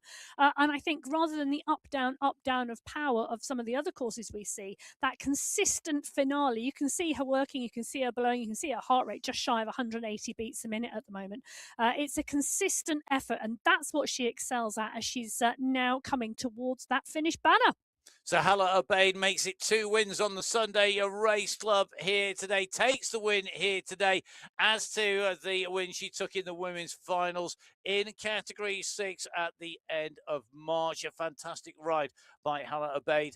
2 wins in 2 races for her. They didn't ride the qualifier race number 1. Let's bring you the overall results. So these are our fastest top 20 riders. Top 10 on your screen at the moment. Gabby Guerra taking the race win under an hour on this course at 59 minutes, 15.5 seconds after that steady start, closing down and overtaking both Maria Holdcroft as well as the riders in the rest of the race field. Guerra's performance there ahead of McCarthy, who was clearly coming into form very, very strong. Soderstrom, the other rider with Holdcroft in that breakaway, eventually ending up in the 13th position. Yeah, great climbing from her. And you can see Amelia Velt coming through in 17th. And then we've got Christine Schneider, who took the win in that category 2 race. Katie Banerjee and Elsa Haag, the top 3 in category 2. Those are the top 20 currently over the line at the moment. We're going to drop in very shortly to break down the actual category results. We will indeed. Don't forget all of the race results available on mywhoosh.com. Go to the main menu, hit results. You'll see at the moment that they are unofficial. They will become verified once everybody has come in and through the line. So we will be making sure everybody's results are checked and verified. So great racing here on the MyWhoosh Sunday Race Club. Fantastic racing here today, Emma. I mean, we've seen some amazing race results on the way through there. We saw category 1 come through, sub 1 hour of racing. Category 2, really impressed. 3.5 minutes down on the Category 1 race win. That is really, really good result. Yeah, it was indeed. And, the riders coming together. And I have to say, Guerra closing down Soderstrom and Holdcroft. Holdcroft went on that climb. It was an absolutely fabulously strategic, team played Category 1 race today. It was superb to see, and Guerra to come up and through. But some great racing in the other categories as well. The course record stands 58.17, Kate McCarthy set last year. That wasn't in jeopardy this race today because of that steady start. You can see 59.15, nearly a minute outside the course record, but never let that say it wasn't great racing. Guerra and McCarthy, one of the other riders, can I just comment, Ashley Norman Passio, 6th today. She's been with us on the Sunday Race Club now 3, 4, 5 races. She really is starting to work her way up and understand the racing. I cannot wait for the longer term. Definitely not. Really good top 10 there as you come through. Krista Kolczynski, the hill climbing specialist, coming inside the top 5. When we move on to Category 2, Christine Schneider, we saw her on that race, not concentrating on the sprints, really looking focused for the overrun. She took away that plan, delivered, executed, job done for Schneider ahead of Banerjee, Harkonnen and Bergen. Bergen again inside the top 5 on a tough climb, those hills of Yorkshire, clearly coming into their own in terms of training when she's out here and racing. Good to see Rhiannon Denton coming back into form, and Chelsea Magnus moving up and through, although the polka dot jersey going to Kelsey J. Van Shaw. Yes, and that really was that sprint prowess at the top of the climb and the ability to sprint off of the climb. Category 3, Heather Shanks did it again, but Maria Marb ran her so close to that line today. That was a real battle on the climb out there, and Shanks came out on top. Anne-Marie Lip did a great job, and Emma Todd is becoming, I think she's becoming one of the most consistent riders in Category 3 at the moment. Horner Brook, Reel and Nyquist, those putting in good performances too. This was a good group right the way till the top. It was just the top of that climb where that battle played out in the end. You can see that in those times there. In Category 4, Julia Walkenhurst going clear at the end there to take away the race win. It's 33 seconds ahead of 47 seconds of Desenias there. Desenia, again, another rider who's shown she's got that all-round ability. Catherine Montoya also doing the same. Somebody we know more as a sprinter than a climber. Again, showing those all-round abilities. Category 4 today for me, it was one of those races where it really came down to that last climb, particularly really between sort of the top 10 there. The way that played out in Category 4. So the racing in Category 1 to 4 covered. Don't forget the full results on MyWhoosh.com. You can also pick up lots of detail on MyWhooshinfo.com. And you can also find Category 5 results. Andalou there. Yeah. I mean, a solo race victory. She really climbed superbly behind. Strong rise by Falana. Knowles on another strong one. Mongelli inside the top 5 as Soderstrom was. A little bit further back, Latriglia, the sprint winner, in 10th. I know. It was really good to see this, actually. We had some real battles in this Category 5 race out there on the climb. At one point, Andalou was just 7 seconds clear, but she really was able to push on in those latter stages of the climb today. Falana, Knowles, Mongelli, Sonnerson coming through. Jackie Giuliano featured early, let's not forget, in some of those sprints as well. So great to see the work being done out there today in Category 5. Yeah, a real battle in that Category 5 race, and very interesting the spread of riders as they made their way into that finish, and the way that spread was, it's nearly 30 seconds out. Category 6, our top 10 riders in over the line. A phenomenal victory, and we talked about that on the show already, for Hannah Obey, taking away that race win at the top behind. Great battle. Hoyos against Kirchner, against Lodano. Jaskalainen in the mix, Lopes in there. Lumbaga again, really strong. Man and Holman, after being distanced early on, and after that group came together, really putting in a strong performance along with Adriana Barker there to get in that time. Yeah, and I think one of the things for Manon Holtman, she took a month off the Sunday Race Club, if you'll remember, this year in February, and she's come back and she's getting stronger and stronger, and it's really interesting. Taking a break, taking some time away does really good things, not just physiologically for you, but also psychologically for you in terms of your motivation and your commitment. And then you just come back with some gusto. You have to understand it takes you a little while to get back into that race performance, because racing is hard and you can't replicate it in training. But great to see her coming back into the mix as well, and I'm hoping she's pleased with her performance today. I'm sure all of our riders have all got something that they're very proud of from today's race. I certainly hope they have, and something maybe they want to work on for the future. You never know.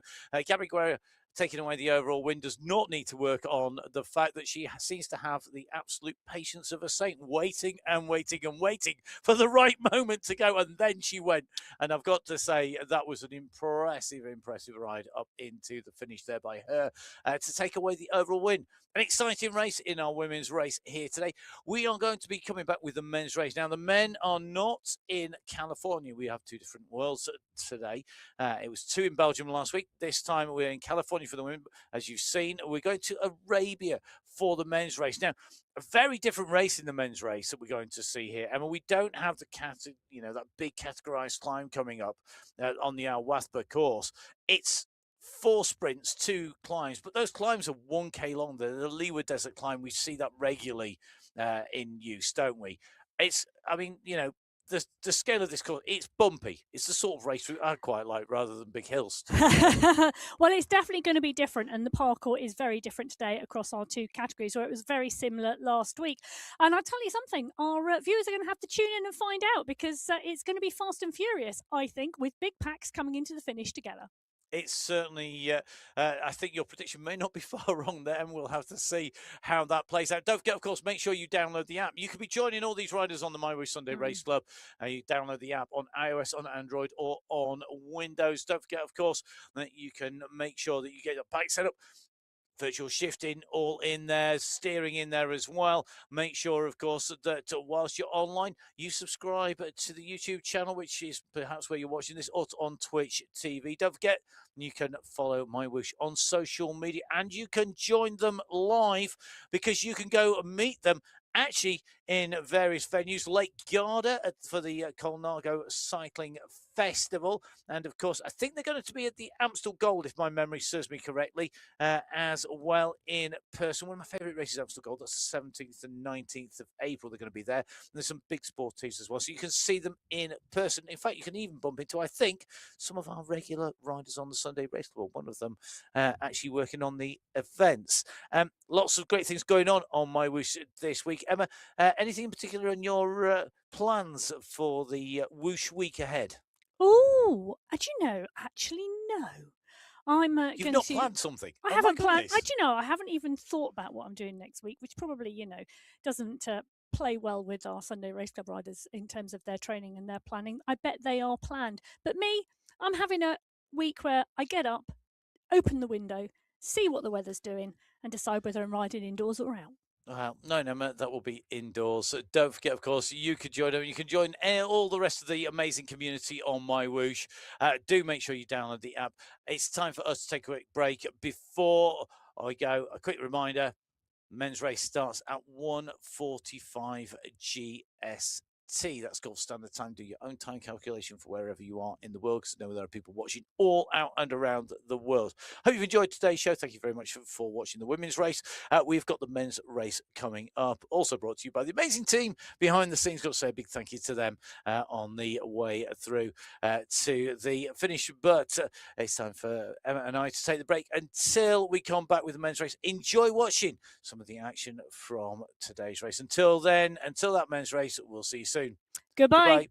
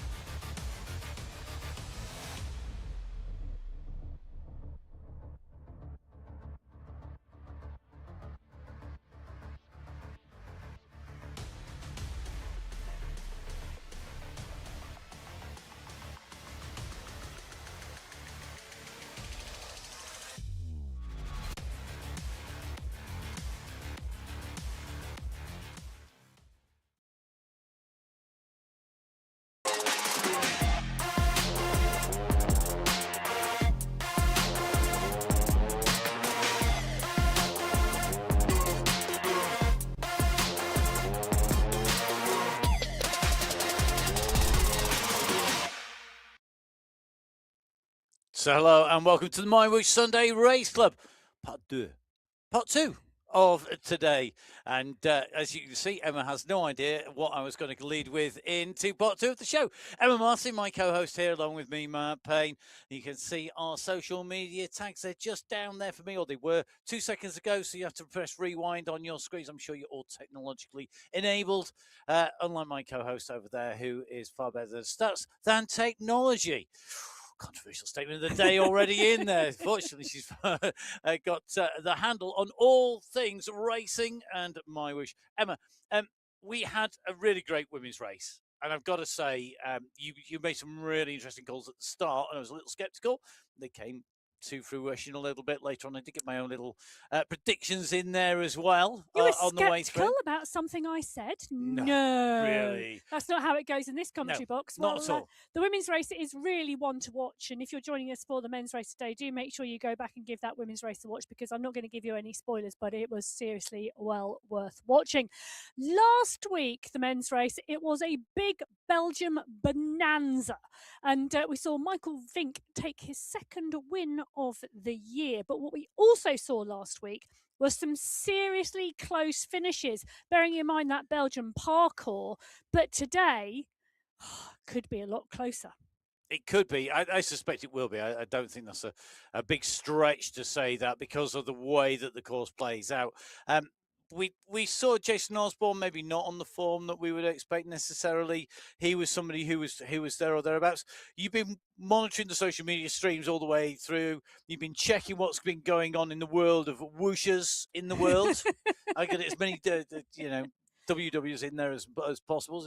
There's been lots of whooshers in the world. In whooshers' world, what's been happening in terms of riders? Any notable absentees today that you've already seen? Well, as you know, Matt, because you've looked at the start sheet, Jason Osborne is not with us today. He's out on the gravel world out there riding different today, but he is in racing, but not racing with us on the Sunday Race Club, which means there is a little shift I think we're going to see. It's going to be interesting when we get to that men's race. I think Pavel Skierski also choosing to race gravel today, not the Sunday Race Club. But there are 6 race categories, and they are all going to be exciting. So our women's race, one to watch. Make sure you hit that subscribe button. The men's race about to come your way here on MyWhoosh on the Sunday Race Club. It's qualifier race number 2. Time for us to dial in to the men's race and get over ready to go racing.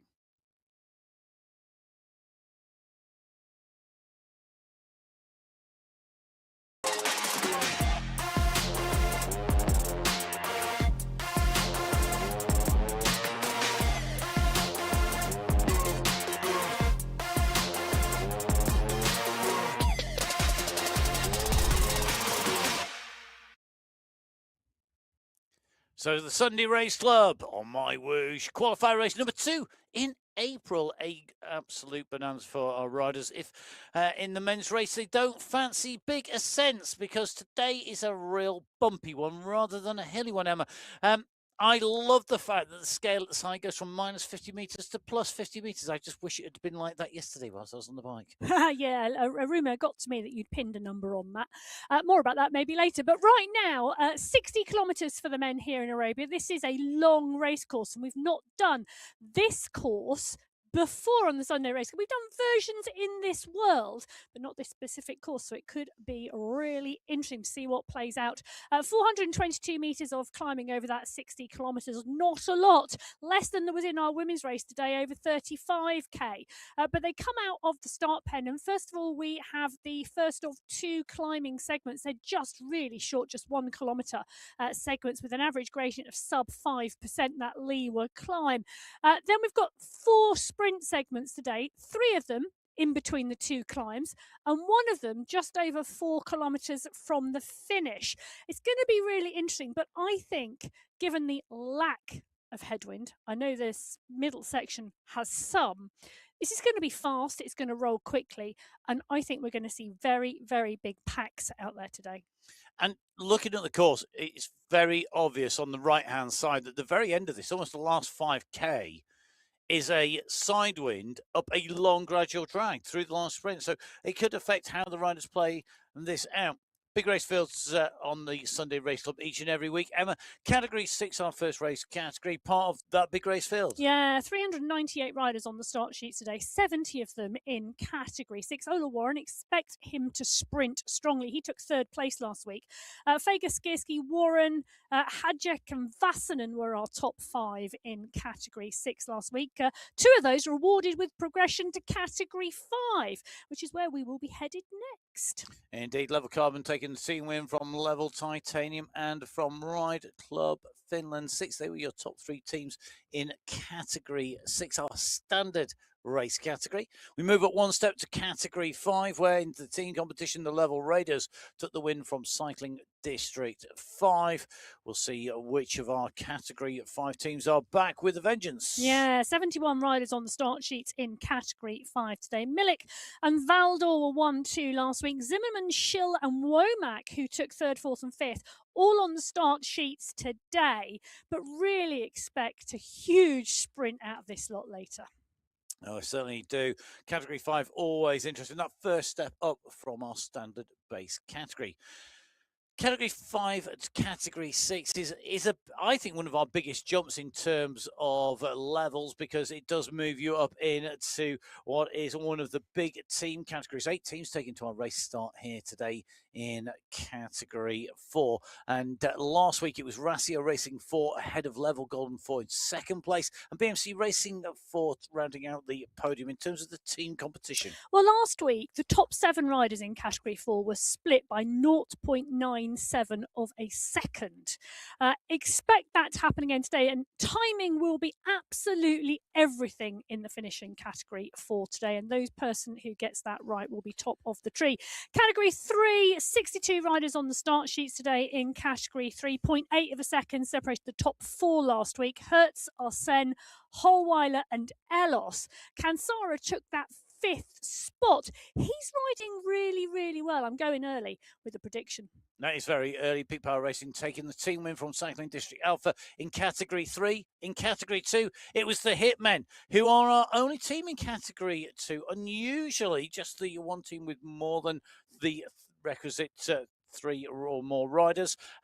Taking top spot, Grace Fawcett, Miller and Koistonen. Well, 70 riders on the start sheets today in Category 2. Josh Power going up to Category 1. He took the win last week. Alexei Kalman challenging him right to the line. Category 1, 39 riders today on the start sheets. It was indeed Vink last week from Osborne. Osborne not here today. Jones, Paradians and Dont rounded out the top 5. So we'll see who's going to be at the top of all of our race categories as Category 6 leave the start pens. Category 6, our standard race category, which sees this a huge bunch leaving this race start at the moment. Very, very quick start today as we see one of our real key climbers in action at the moment, Giancarlo Rocchetti, the rider who is leading the race out of the Italian on the front of the race. Cannot right onto his heels and, in fact, over the top, wanting to keep this momentum moving. Yeah, but one of the things I'm seeing, and one of the things I did think when I looked at this racecourse route this morning, was that we should see steadier starts, because there isn't a sprint segment early on. The first sprint segment doesn't come till the 18.1 kilometre marker. So the mad rush for that 2.53 kilometre point shouldn't take place. A steadier start today, 3.9 at the front from Luto. Gibson is there, Vass, Sebza, Fielder. But we're not seeing the massive sprint off the start. And that, for me, says we're not going to see the riders go off the back of the group. Washtek Sebza on your screen at the moment. See, it's not a big push at the moment. You're absolutely fine in there. I say that, and he's at 325 watts. He's doing 300 watts. That's not easy.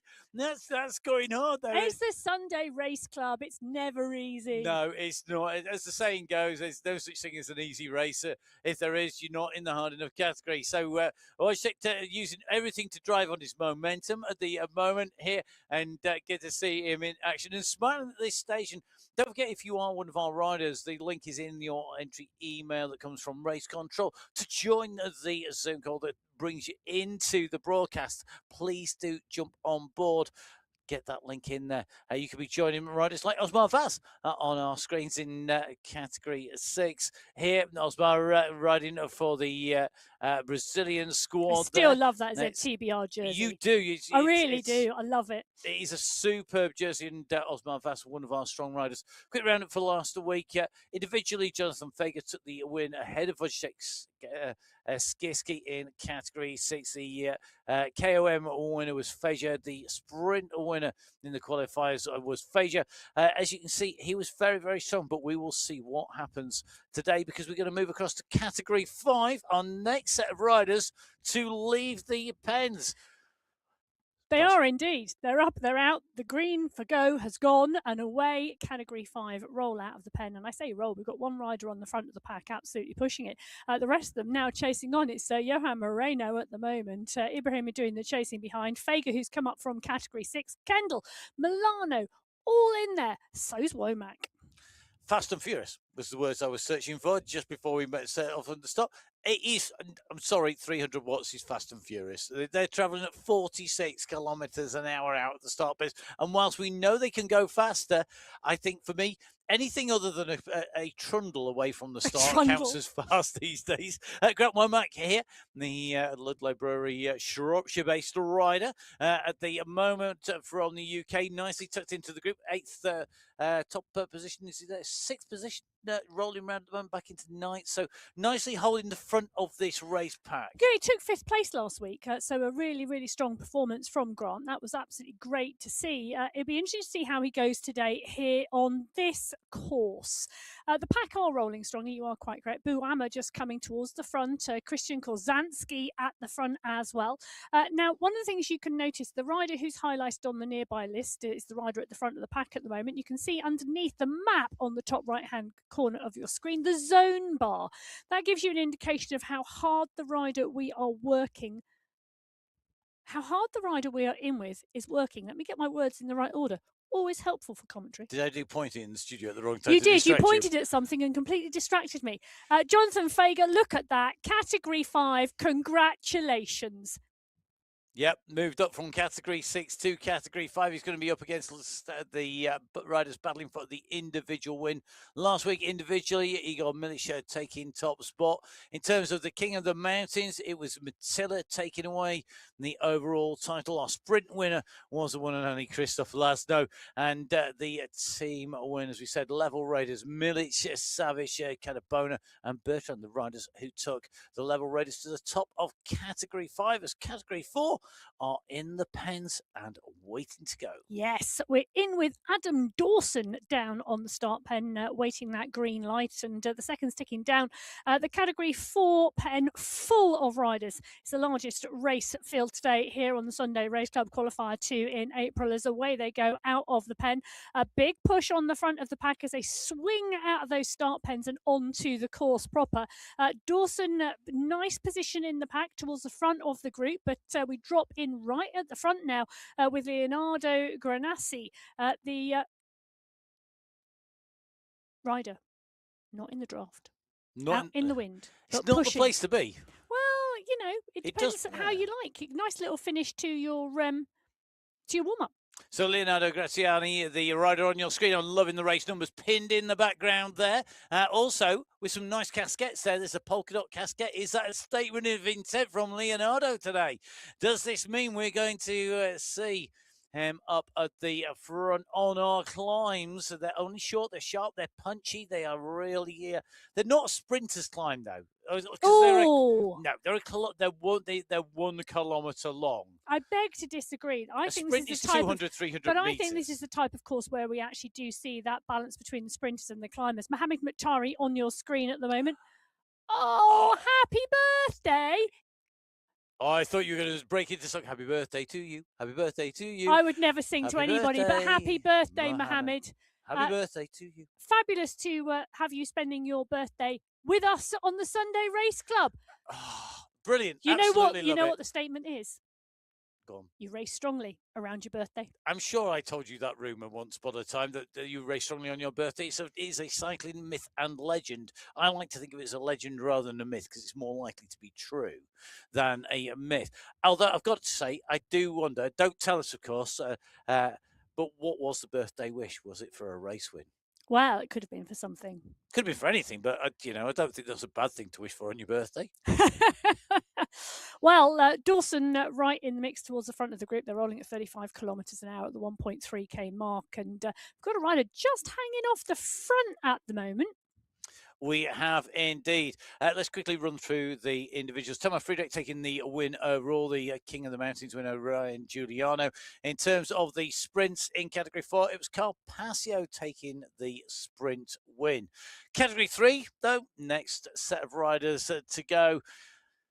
We're into the second half of our teams. Category 3, and those blue jerseys will leave the start pens here in Arabia on the Al Wathba racecourse. Let's run you through the quick headlines from last week. Julian Hertz took away the race win in Category 3 in qualifier race number 1. Our King of the Mountains winner was Milan Termerton.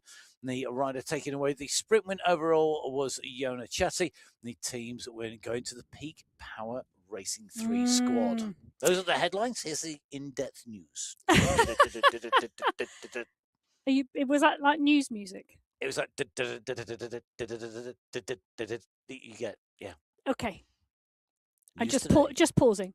Patrick Bloom on our screen at the moment. Big smile on his face, coming out of the pen right in the middle of the pack. Nice. Positioning the pack, rolling strongly and up to speed very, very quickly. Bloom resplendent in the other version of the MyWhoosh Championship kit. Light blue and dark blue jerseys going out. Patrick Bloom, one of the strong riders in Category 3. We see him week in, week out. Julian Hertz took that win last week. Che Holweiler is here. He took third. Ascent is here. He took second. He's got a great turn of speed, you know. Dorvin Elos, one of the riders who I often think it goes under the radar somewhat, and I'm sure I've probably said this about him before, but then has time and time again really strong top 5 positions. Che Holweiler coming strong as well in that sprint. 0.8 of a second separated Hertz, Arsene and Holweiler last week. It's all about timing in that Belgium race finale. It's going to be all about timing again here today. And there's such a number of riders here who could ride and go really strongly. You know, go on. Sorry. Tap me on the arm as I was about to say something. There was, what I wanted to say was, I wanted your thoughts on the teams here. We've got BMC 3 with 4 riders, Cycling District 3A with 3, Cycling District 3B with 3, Level Racing 3 with 4, and Peak Power Racing with 3 riders. Do you think team tactics can play a part here today in Category 3 particularly?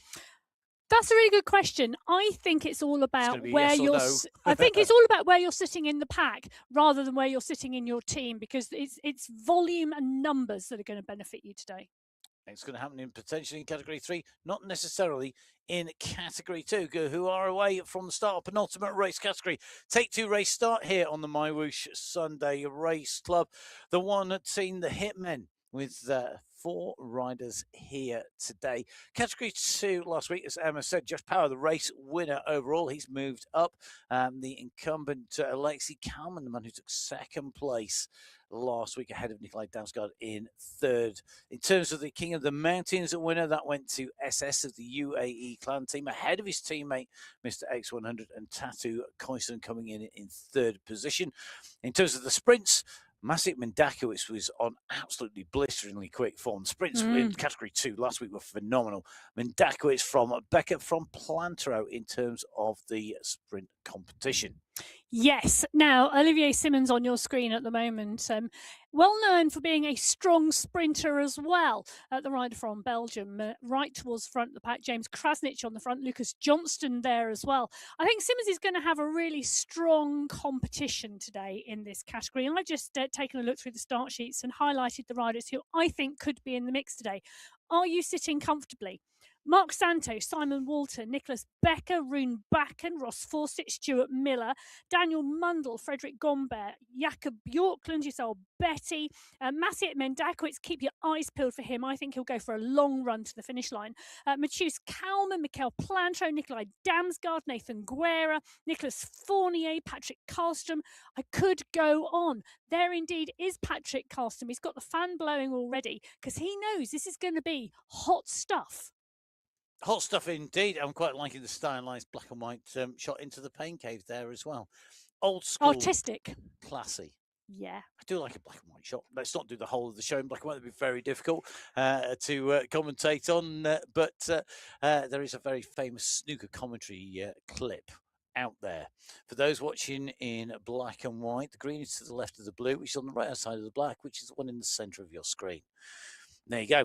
Bit of history for you from the commentary. This is going to be history in the making, though, because we are going to see Category 1 about to leave our start pens here today. Our teams of the Alpha Jaw squad, the Boss Moves Only squad, and Team Scandi racing for pride here in the team competition. Boss Moves Only taking away the win last week, but without Osborne this week, what could Nussum Vink and Safrasadi do? They hit the race route, 60.1 kilometres race distance, 423 metres of ascent, 4 sprint checkpoints, 2 climb checkpoints, 6 race categories, topped by our Category 1 riders, who are the riders leaving the pen at the moment. They're definitely the ones to watch. Last week, Michael Vink, as I said, clear of Osborne Jones, along with Paradise. They were the riders at the top of the individuals in Category 1. The KOM was Osborne from Vink from Skierski, and the sprint win went to Ollie Jones. That was Category 1. This is Category 6, and Joshua Callingad taking away the first of our climbing points, the first 2 ascents of the Liwa climb. Well, there you go. So Category 1 out of the pen. Category 6 up and over the first climb of the day. There you go. Callingad picking up 5 points. Mamba picking up 4. Vassanen picking up 3. Cridland 2. And Bain 1. The first of 2 climbs. The second one of those not coming until the 51.4 kilometre marker. So anybody wanting to take away that polka dot skin suit overall is going to have to be in the mix at the end of the race as well. And I'll tell you something, Callingad could well be. Now, Category 6 have gone through that point. Category 5 coming into that point on the course. Now, they're coming into that 9 kilometre marker. Well, they're not actually. They're 550 metres out, but they're on the climb at the moment, and they're pushing on strongly. They're pushing on because this is going to be royally important in terms of those points. Remember, it's 5, 4, 3, 2, and 1 points for each of the first 5 riders in order over the top of the summit. But this is also about making the racing tough overall at the moment. Padsel from Silver, who's on our screen, sitting in second position, or should I say, stood in second position, stamping down on those pedals, still holding that place. Sinclair coming up hard on the side here, moves into 3rd place, just going over the top of Thuft. But if you go too hard, too soon, you're going to be in trouble. Aidan Sinclair out of the saddle here. Those aero width bars there won't be helping him in terms of aerodynamics here today on this climb, but they will be all about getting that power down here. Very much stamping down. Thuft has gone back from being overtaken to the 4 at the moment, and this is now that final click. Thuft's at 8 watts per kilo. Silver's kicking at 7.5. Thuft's got something left here. Looks like the Belgian's going to got the push. Cirillo's puts the last minute sprint. He goes through in 2nd place. Silver goes through in 3rd. I'll tell you something. That was brutal on that climb. His heart rate was 193. Oh, no wonder he took a look and thought, oh, maybe not quite there. But he comes through for 3 points in 3rd position. Junior Silver did. Thuft, Cirillo, Silver, Sinclair, and Marin picking up points in that. 51 riders. That's just amazing. That is such a huge group. 52 actually riders in that leading bunch in Category 5 at that point in the race. So Category 6 going through that point with 1 rider clear chased by 36. Category 5 go through with 52 riders in the leading bunch, chased by 6 riders. The next group over the top of the first of our checkpoints, over the top of that climb, the leeward climb. And that is going to be Category 4, who are already well onto the lower slopes here at 8.2 kilometers in. Well, about a quarter of a K onto this climb at the moment. Alvarez from Prince, Belikos, Karsten, Fuelhorst, and Remborg in the mix, but it's early days, as we've seen on the run up to the banner that indicates the archway, that indicates that polka dot checkpoint, the climb checkpoint. 46 meters of ascent from the 8 kilometer mark to the 9 kilometer mark, and 46 vertical meters does not sound a lot.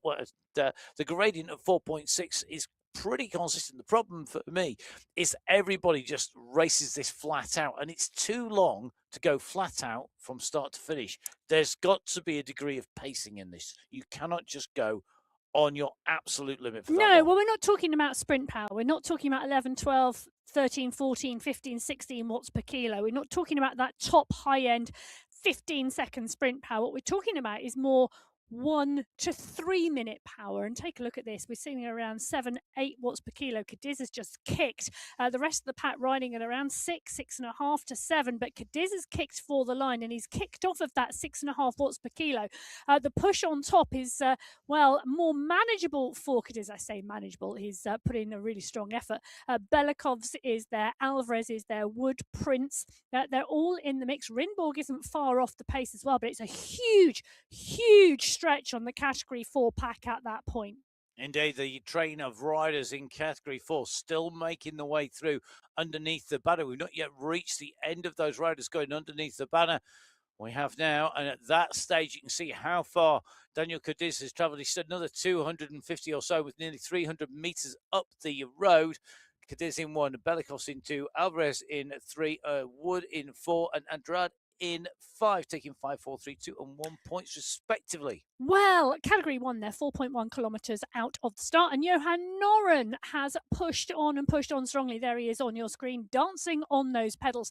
Noren riding away from the group. The gap at the moment around 9 seconds. Now, it's really interesting, this course, I think, for the Category 1 riders, with Jason Osborne being missing. Pavel Skirski, I don't think, in the group either. It's going to be an interesting one. And when the number of the riders who you expect to see in the top 5 in the week are missing, it gives people added motivation. It changes the tactics around and makes them think differently about how they might race. Noren going out strongly, which is great to see. SS pushing on in the Category 2 race. I was going to say, Matt, looking at the Arabia course in Category 1, and I know we're in Category 2 at the moment, but Category 1 in Arabia, on the flatter courses in Arabia, we have 3 different course record holders in Category 1. Okay. Jones holds one of the course records, Vink holds a course record, and Osborne holds a course record, all on the flatter Arabia courses.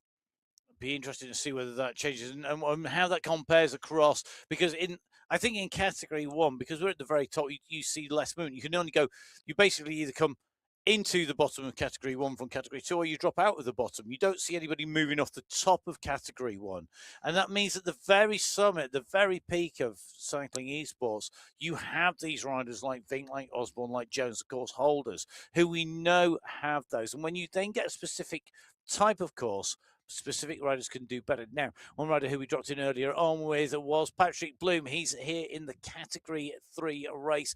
You can see them just coming around the side of some of our Category 4 riders here at the moment. And Ertegun is going to be leading this out. Ergetan Adar on the front here. Bloom looking to close it down, but look at the power coming from Adar. Bloom sprinting here out of the saddle. He sits down. He knows he's not going to make the catch here, but that was a big injection of pace.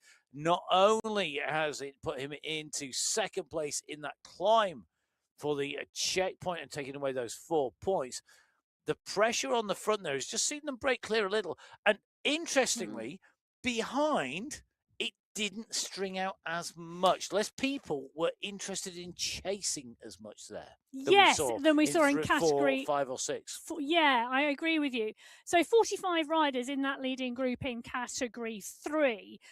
Bloom, Adar, I'm looking at the screen and looking at results sheets as well at the same time. It doesn't work, but not today. Adar, Bloom, Termerton, Ronchetti, and Heimbucher picking up points in Category 3. Category 2, they are moving quickly already. They are just 650 metres out from that checkpoint. SS and Pardon Cooper are the riders pushing on strongly.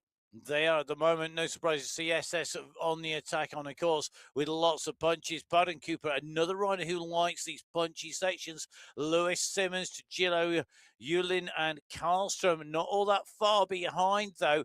That gap could come down. They're not yet at the key point for me, and that is literally as you come underneath the banner, because this run for the line, you come around this left-hand turn, you see the banner, it's still a little ways out, and you can make up a lot of distance if you've got a big kick. Look at Simmons at the moment. He's definitely got some capacity there. He's not on his absolute limit. At the moment, he's in third place. He's in a point-scoring position, but a big kick coming here from Gillo, who's moving up on his side here. They're not going to necessarily get these two back, but they've definitely kept them under tabs and within touching distance. SS goes on for the banner. He's going to go through ahead of Pardon Cooper, then Gillo, Simmons and Lewis, I think, in that order, because they are just a little bit clear of the front of the main bunch here. Interesting pack sizes. Category 6, as we came through, 37 riders essentially in contention. We had 52 riders in contention in Category 5, 56 riders in contention in Category 4, 45 in Category 3. Category 2, do we have a number, Emma? Yeah, 52. Wow. So SS and Parder Cooper going through in 1 and 2. Kaplinski, Trujillo and Simmons rounding out the top 5. I think one of the interesting things for me is Category 2 going through that point in the race the quickest, 12 minutes and 4 seconds at the moment. But Category 4 going through faster than Category 3. So very different starts today across our races. And we saw that when we saw the Category 3 riders come through with just a little bit of a push on the front, and then a big bunch behind, not strung out in Category 3, whereas Category 4 was just absolutely lined out in the gutter, trying to hang on to the wheels. Very different race from all of the others, realistically, here in Category 1. Johan Noren on a move here really is working well, isn't he? Yeah, he is indeed. Has been away from the front of the Category 1 pack for some time now. At the 8.5 kilometre marker, he's got 500 metres to go till the polka dot banner, and he's going to go through solo with potentially the pack not being in the shot.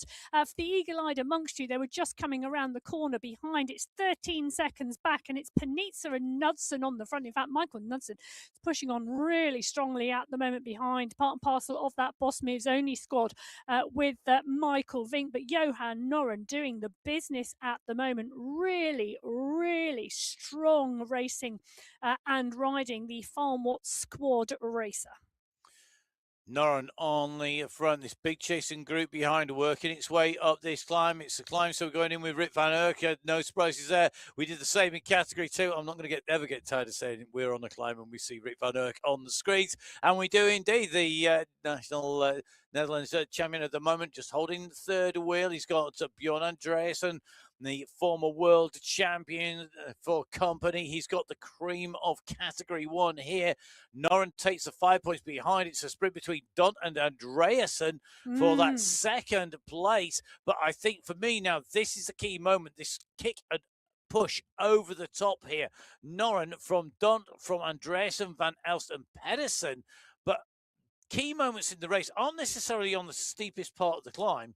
It's the section over the top where the strong can ride on and the weaker riders have to draw breath. Are you speaking from experience? Too right.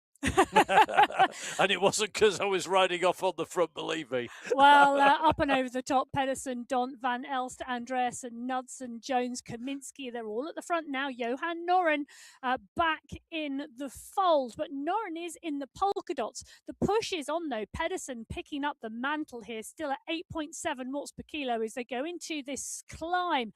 That is the second part of the Liwa Desert climb, but not part of the categorized segment. I tell you something, Norrens on the back of the group is in 12th place at the moment. Rick Van Erck is struggling to stay with the moves. Van Erck absolutely pushing. Safra Zadie is behind Van Erck. I mean, Van Erck is in fabulous company, I'll tell you that. But he's pushing on and trying to stay here. They're going to go over the top and down the other side. It's like those moments, isn't it? You know, you say you can't back off at the top of the climb because the hard section is over the top. Yeah, and because you get this second step to the Leeward Desert climb in totality, there's a number of different segments or checkpoints on there. Leeward climb, Leeward Desert climb. But essentially, if you do you do the first K up, it levels, which is when people try and ride away, and then it kicks again, and that's what we're seeing here. Pedersen's gone off the front here, and we're going up and over the top of the very top. Absolutely decimating the Category 1 pack, this move. And this isn't the original climb. This is the over the top and the second step. And we've now got 1, 2, 3, 4, potentially 5 groups of Category 1 riders on the road at the moment. And Vink, Pedersen, Knudsen, Dont, Jones, Vujasin and Van Elst have all made the selection. If there's no big climb, there's no huge KOM, there's no Yebel Yace, there's no Canberra climb, you don't see these big Telmarie climbs that really define and that riders have to save energy for. I think we see this aggression, we see this energy expenditure early, and that's what we're seeing. We're seeing big energy expenditure here as Järvinen at the moment pushing for the 4 points here on his way in through in Category 6. They've got an escapee up the road in the shape of Marco Saro, but Järvinen taking that sprint there from super sprinter Ola Warren behind. Interesting here at the 18-kilometer marker, the way these points have gone out and the way they're allocated out from what is a big group of riders. Yes. 19 riders chasing at the moment. It still is a good sized group, but Saro out 24 seconds in the lead. The chase group of 19 riders. So 1 out, 19 chasing. A very, very different story. The Bahrain sprint to what we saw at the top of the Leeward climb. That second section of the Leeward climb, the uncategorized section, really being instrumental in the shape and nature of this race. So let's see if this is the same in Category 5, and it's a very similar story to some degree. Aidan Sinclair at the moment looking to keep that pressure on everybody else. You can see at the moment on those drops, really pushing down through those pedals at the moment, engaging absolutely everything in his pursuit to go clear up on the front here. You can see him just onto the hoods there, just making sure that he gets the recovery done after that sprint into the line. Huge effort. I mean, a big effort there. Really, really productive for him because he goes through and takes that checkpoint prize. Jonathan Fager is in here. I'm not sure how Jonathan has the ability to concentrate, to wave at us. Can I just say? Finish his sprint there. Can I just say, Jonathan Fager, not frightened of moving up, is he? Brilliant. Come on, bring it on, is his attitude. Aidan Sinclair, Francis Pino, Jonathan Fager, Joel Warren, and Johan Moreno all picking up points in the Bahrain sprint at the 18-kilometre marker, the first sprint checkpoint of the day. And I've just seen how many riders are in contention in this group. We saw Category 1 being decimated not all that long ago in 3s and 4s at the most. There's maybe 1 or 2s in places.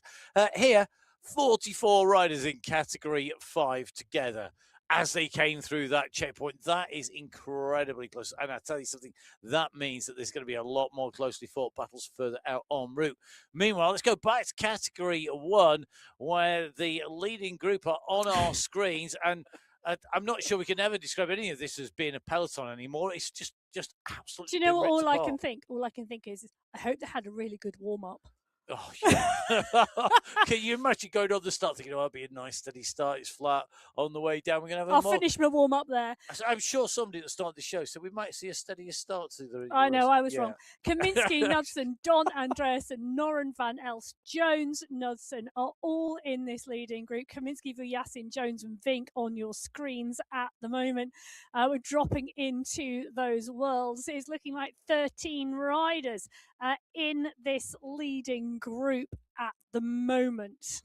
Now let's go back into category 4, who are heading into that self-same Bahrain sprint very quickly indeed. Just on the run down here, 60 kilometers an hour. It's a slight descent, 4% or so as it runs in. It levels out fractionally on the run in. Mason Rocker, who's got a phenomenal kick, is in the lead here. He's clear of Carsten, Prince and Antonin, who are all scrambling for the points behind him. But Rocker came through there. We know he's got a great kick on him, but that really suited him today. He went with the timing being right. He takes away top spot. Rocker from Carstensen, then Prince, then Antonin and Andrade. They pick up 5, 4, 3, 2, and 1 points respectively. And smart riding there, I think, there by Rocker, not just in taking the points, but also in then easing off enough of a gap to make sure he made it a secure win, but not expending too much energy. Yes, and interestingly, that group shrinking by about 9 riders in the 9 kilometres between the Liwa climb and the Bahrain sprint. 47 riders in the leading group in category 4. Still a significant bunch. Talking about significant bunches, so look at the size of the category 3 pack. Well, the category 3 pack, when they came over the top of the Liwa climb, numbered some 45 riders. It's still a big group. Tamo Fredek on our screens at the moment. Definitely one to watch on pretty much any terrain. I think today it's going to be really interesting to see how he plays this, whether he targets any of these intermediate sprints or just that finish line. For me, really interesting watching Friedek there. Much more comfortable. Heart rate down at 148. We're in with Pierre Fell now. Heart rate 144. We said earlier on in the show when we went through that first climb that category 4 were moving quick. Category 3, a much more sedate race at the moment. And you can tell that because of the heart rates and also because of the zones the rider are in. Pierre Fell on your screen at the moment, heart rate 140. He's fluctuating zone 2, zone 3. For me, that's a very steady state race at the moment in category 3. And the riders, well, it's interesting. I use the phrase interesting. I'm considering your statement that this is a steadier race and that zone 3 and 4 is not as hard. I would, not including this kick where we're seeing Rafael Boucher go for the sprint here. Banash, the rider leading it out. Ramirez in second. Will the moment Bushner's going to go over the top of him to move into second position. Here comes the banner though. Ramirez is coming strong behind him. Bushner's out of the saddle. Look at the power he's putting through that bike on the run into the line. I think his timing was absolutely perfection there. Rafael Bushner with a superb kick. That really was a masterclass. Got it as well. Yeah, just taking that. He had that momentum and drive over the top. He just had that extra little kick towards the end. Yeah. He lifted it. He held it around 10, 10 and a half, and then lifted it just at the end. And that enabled him to push through. Great cadence as well out of the saddle. It was up to around 105 revs per minute. Butcher, Banic, Ramirez, Hainbuscher and Oya come through for those points. 43 riders still in that group. Now, I'm going to go back to something you said here, that this is almost sedate in riding in zone 3 and zone 4. And that this is a steady ride. I actually think that the cohesion of the group and the small footprint that it's leaving in terms of how close together that bunch is not due to the fact it's slow. I think it's really quite quick. But what I actually think it's due to is how closely matched the riders are. They've all got the ability to ride at the same pace there. But also I think it depends on which rider we're in with, because we saw some of the riders that we were following on the camera were in the group and where it was steadier because they were able to utilise the draft, and it's such a big group. When you're out front like X100 and Simmons and Damsgaard, you're working so much harder. You're so far out in the wind, but actually the push is on. X100 coming underneath the banner very, very shortly. He's being challenged. Mendakowicz and Damsgaard now coming up and over the top. Maciej Mendakowicz, who I think is dangerous in this race today. This is exactly the type of race he loves. He likes a fast and hard race, and he doesn't wait till the bunch sprint. He goes hard and he goes long. And this for me is he's one to watch today here in category 2. But it does depend which rider you're in with, what individual race strategy they're doing. And at the moment, Mendakowicz is after that green jersey. I think he's after yellow as well. Well, by history, he would be after yellow more than the sprint. He's only taken 1 sprint jersey overall. How shocking is that stat? Not Quite surprised incredible. because he targets the finish. He does target the finish. 17 wins. Yep, I told you he targets the 4 finish. second places, 7 third places on his way through. He's only taken 3 AOM jerseys and 1 sprint jersey, 115 participations. Maciej Mendakowicz has got a great kick, but he's also, for me, what's as if not more impressive, is his ability to get the timing right time and time again. He always seems to get the timing right of when to kick and when to go, and he really makes that count.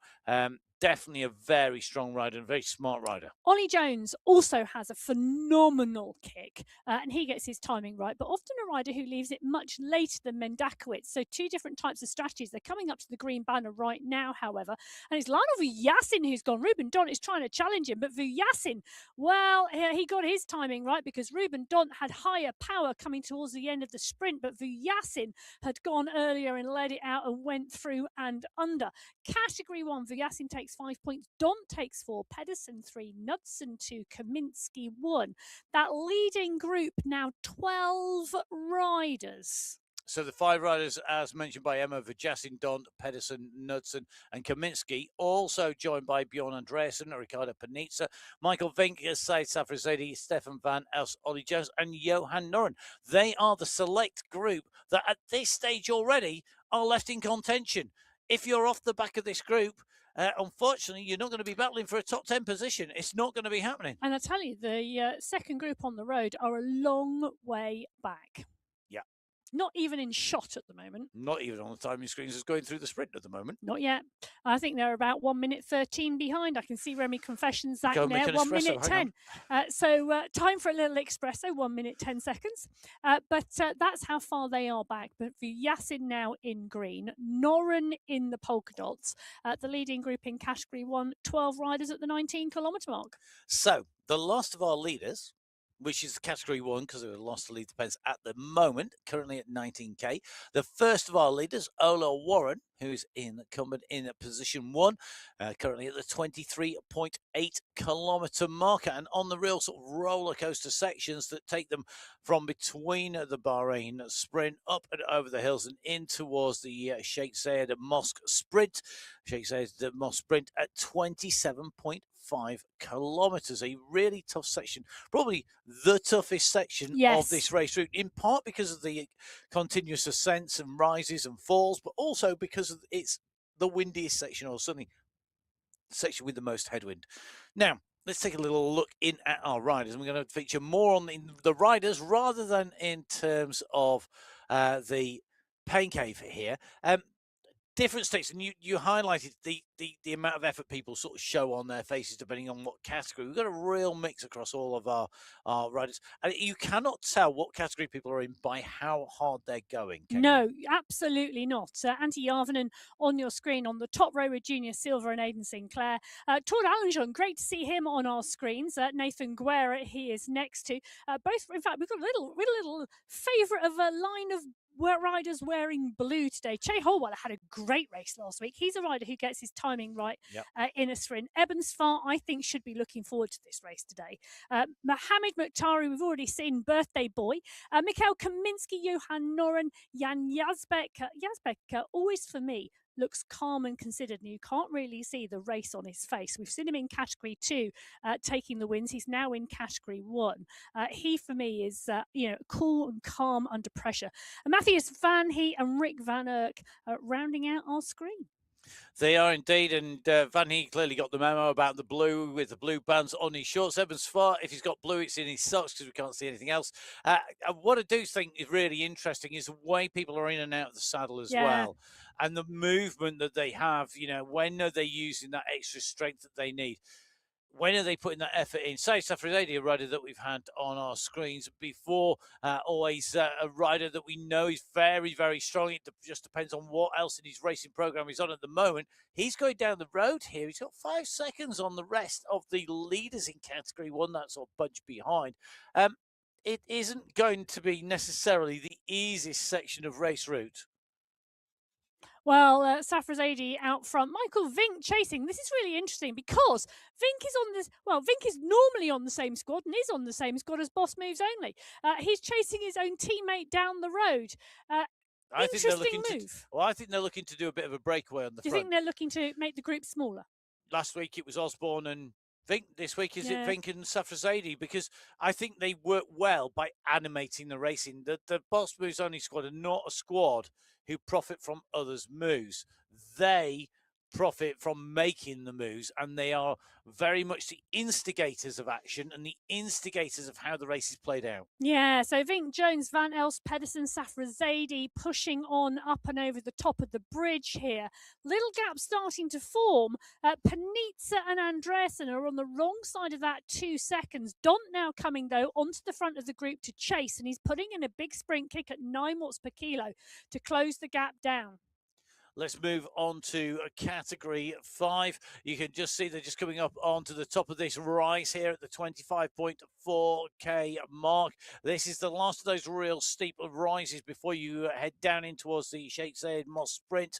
So at the moment, category 5 just cresting the top. Meanwhile, on the drop down at the 26 kilometre marker, so not all that far in front, only a few hundred meters. Marco is at the moment being caught by Ola. So Marco Sant being caught by Ola Warren at the moment on the way down of this run. And interesting point to get caught, given that the next sprint is at 27.5k. Yes. So big long descent, short flat section, short kicker climb, and then the sprint section comes right on the top of that next little kicker. If you can carry as much momentum as you possibly can off of this descent into the flat section, the transition to the kicker. Sarro being caught by Warren. Warren doing the work on the descent to close that gap down. Sensing coming from behind, but it's still around a 3-second gap on category 6. It's interesting because you can see very clearly at the moment the differential between the front of the category 6 race at 26.8 and the front of the category 5 race. They're about 250 meters behind them. So coming around this left-hand bend, we're going to go up onto this bridge here, this slight rise that's going to take us up towards our sprint banner. The Archies in front, so at the moment leading at Warren, right on his heels on the left-hand side. But look at the speed of Yarvinen coming at 7.5 watts per kilo. He really wants this. He's going to go flying through. He slices between the two leaders as they came onto that climb. But now comes that long, straight push, and the distance is there. All of this group are coming together, and now we see the sprint from Warren. Warren sees the move. This is the counter move. The punch to go over the top, and Warren goes at 8.5. It's still a long way, but has Warren caught them napping? I don't think anybody had anything left after that kick up the climb. Warren was smart. He didn't panic when he got caught. Warren is going to take away the points. He scored 3 points last time. He scores 5 this time. That's going to be 8 points in the bank. Behind him, it's Cridland, Mamba, and Gibson. Sarro just coming through. We're going to get those results confirmed. As category 5 come through the same point, and Sinclair goes over the top of Novosad. Joel Warren is in the mix as well. So is Francis Pino. But Aidan Sinclair takes it this time. So, interestingly, for category 5, Sinclair taking 2 out of 2 so far, whereas in category 6, it was Sarro on the first of those, followed then by the run through. So Warren at the moment leading in category 6 from Sarro by 2 points. 2 points clear of Yarvinen, Mamba, and Cridland behind him. That's category 6. Category 5, Sinclair with a maximum 10 points, clear of Francis Pino with 7. And then it's Joel Warren and Alexander Novosad, who've both got 4 points in that sprint competition. Category 4 can't be all that far behind. No, but I think it's really interesting having taken a watch of those two race fields coming through that point. There's that real thing about taking the kicker of the bridge, but then the flat plateau on the top of the bridge really sort of sucking the pace out of the injection on the climb. Yeah, it's how much it's that eternal quandary. How much do you put into the kick? How much do you close down? How hard do you go? We're going into that same kicker here, category 4. This time they're not closing anybody down. They're opening it up. 12.5 watts per kilo came from Carsten the run into this kicker. But has he got the timing right? Mason Rocker took the sprint, remember, on the downhill run in from Carstensen. Carstensen taking second, Prince third, Antonin fourth, and Andrade fifth. Who's it going to be this time around? Andrade now comes up over the top of Carstensen. Has he got anything left? Has he gone too early? Rocker's still coming, but look at Luis Andrade. Andrade at the moment out of the saddle here in person and in avatar form. He's got to keep it going. He's got the kick. He's holding it. This is for the checkpoint. There is money at stake. He's going to take that away. Nice run for the line. You can see him sucking in the oxygen afterwards. You can do indeed, Luis Andrade coming through. I think it is indeed Lucas Carsten who comes through for second place, Mason Rocker for third, Daniel Moretti for fourth, and Diego Vargas for fifth. 43 riders in that group, and I think we should see Mason Rocker still in green. Mason Rocker 8 points at the front with tied on points Lucas Carstensen. He has also got 8 points. Then 2 points behind is Luis Andrade, who did a good ride there, taking 5 points to add to his total of 6. They're well cleared now of Prince, Antonin, Moretti and Vargas in Category 4. Well, 2 French riders off the front of the Category 3 pack at the moment. You can see them just going around the corner ahead of the rest. It's a huge group of riders here in Category 3, intermingled with some Category 4 and I think a Category 6 rider in there as well. So sweeping along the course and sweeping riders up into the mix. But right at the front here, well, Jussi Palaka is around, but it is Chatty and Arsene, I thought, were the 2 French riders off the front as we continue to see the group push at the 26.7 kilometre marker. They have got around 750 metres to go until they come to that sprint banner. They are coming into the base of the bridge, the base of the climb. Palaka, Sir and Butcher on your screen at the moment. And if you remember rightly, it was Raphael Butcher who took that sprint last time. So it's Butcher, Banash, Ramirez, Heimbuscher and Oya last time out, 5, 4, 3, 2 and 1 points. It's almost like the countdown to the run into the sprint, as you can see in the distance. Just in front, the Moss, you see the run here for the line of this, the classical run to the Sheikh Zayed Moss sprint. It's in the background of our riders. It's the other side of the arch, but the arch is where they're heading first. Butcher at the moment with work to do to score any points. He gets into the points. It's Hoyos, Chatty, Oya and Arsene. Oya already having scored points in this competition. Butcher needs to close the gap down. Is it going to be enough to take away another point? He doesn't quite get Guillaume Arsene on the way through. I don't think he quite had him on the line. So that's going to change those point scores just a little on the way through. Category 3. Hoyos, Oya, Chatty, Arsene and Butcher, the point scorers. The overall, though... So close. Go on, Emma, run through. Well, Butcher holds on to the green jersey by 1 point. That 1 point was absolutely instrumental. Oya's on 5 points. Hoyos is on 5 points, lining up behind him. But Butcher is on 6 points. 1 point clear of Oya and Hoyos. Expect this sprint competition to go to the wire in Category 3. As we watch Olivier Simmons taking it to the wire in Category 2. So Category 2, this is the run for the line. Simmons sits back down again. He's actually on the front of the group. He's got the gap. He thinks he's going to have this on his way through. We'll see. It looks like it's going to be very interesting when we come into the line. I'm not sure he did get that, but I think it was Kaplinski who had the momentum and the drive, just waiting for the update to come in and through. Kaplinski taking it from Dakowitz, Bjarhead, Damsgaard, Mistakes 100. And then it was that run for the line that we saw with Simmons looking to try and close down the group. Not to be that time around. So Kaplinski, Dakowitz, Bjarhead, Damsgaard, and Mistakes 100 taking 5, 4, 3, 2 and 1 points as Category 1 are into this self-same sprint. So now Pedersen at the moment at 11.5 watts per kilo, being chased down by super sprinter Ollie Jones. Jones up 14.8. He could well roll him on the line here. He may well have done that. That is going to come down. That's a photo finish if I ever saw one. Jones versus Pedersen. Pedersen went early. Jones left it late, as he always does.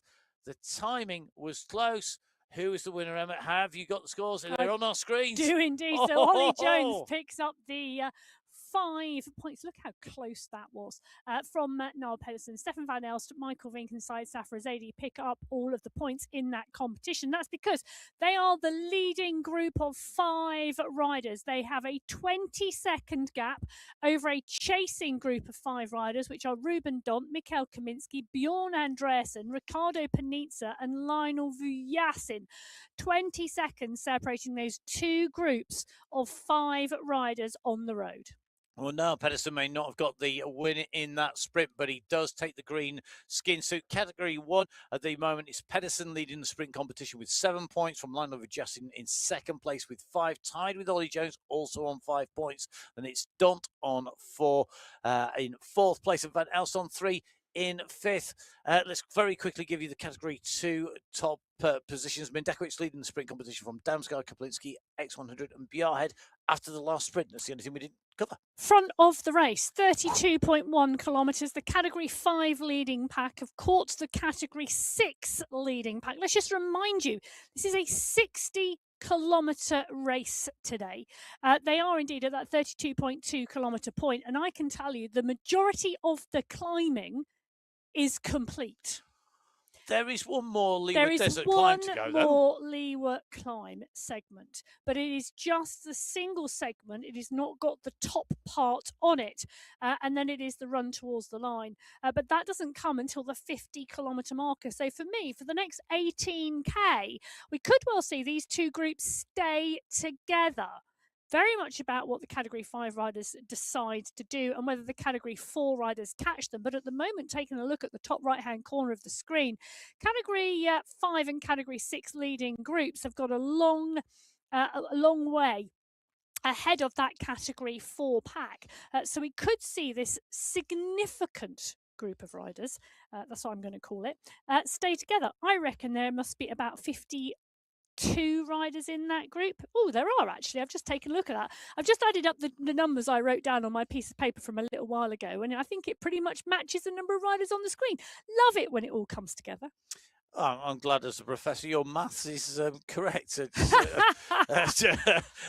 just make my adding up. You're adding up skills. Now, take a look at our 4 riders on our screen. Even Stadev, Luke Kendall, Ati Yavin, and David Young there, all at various levels of effort to hold the power in this group. Thank you very much, everybody, for it. I do wave back. All 4 of our riders in there. You can be joining the stars of the screen.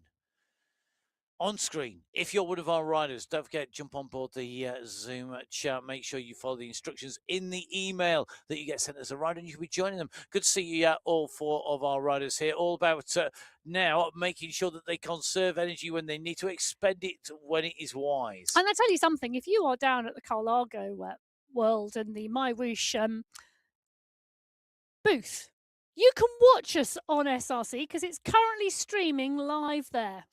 So, ciao to everybody who is down at Lake Garda, the Colnago Cycling Festival, from everybody here on the Sunday Race Club.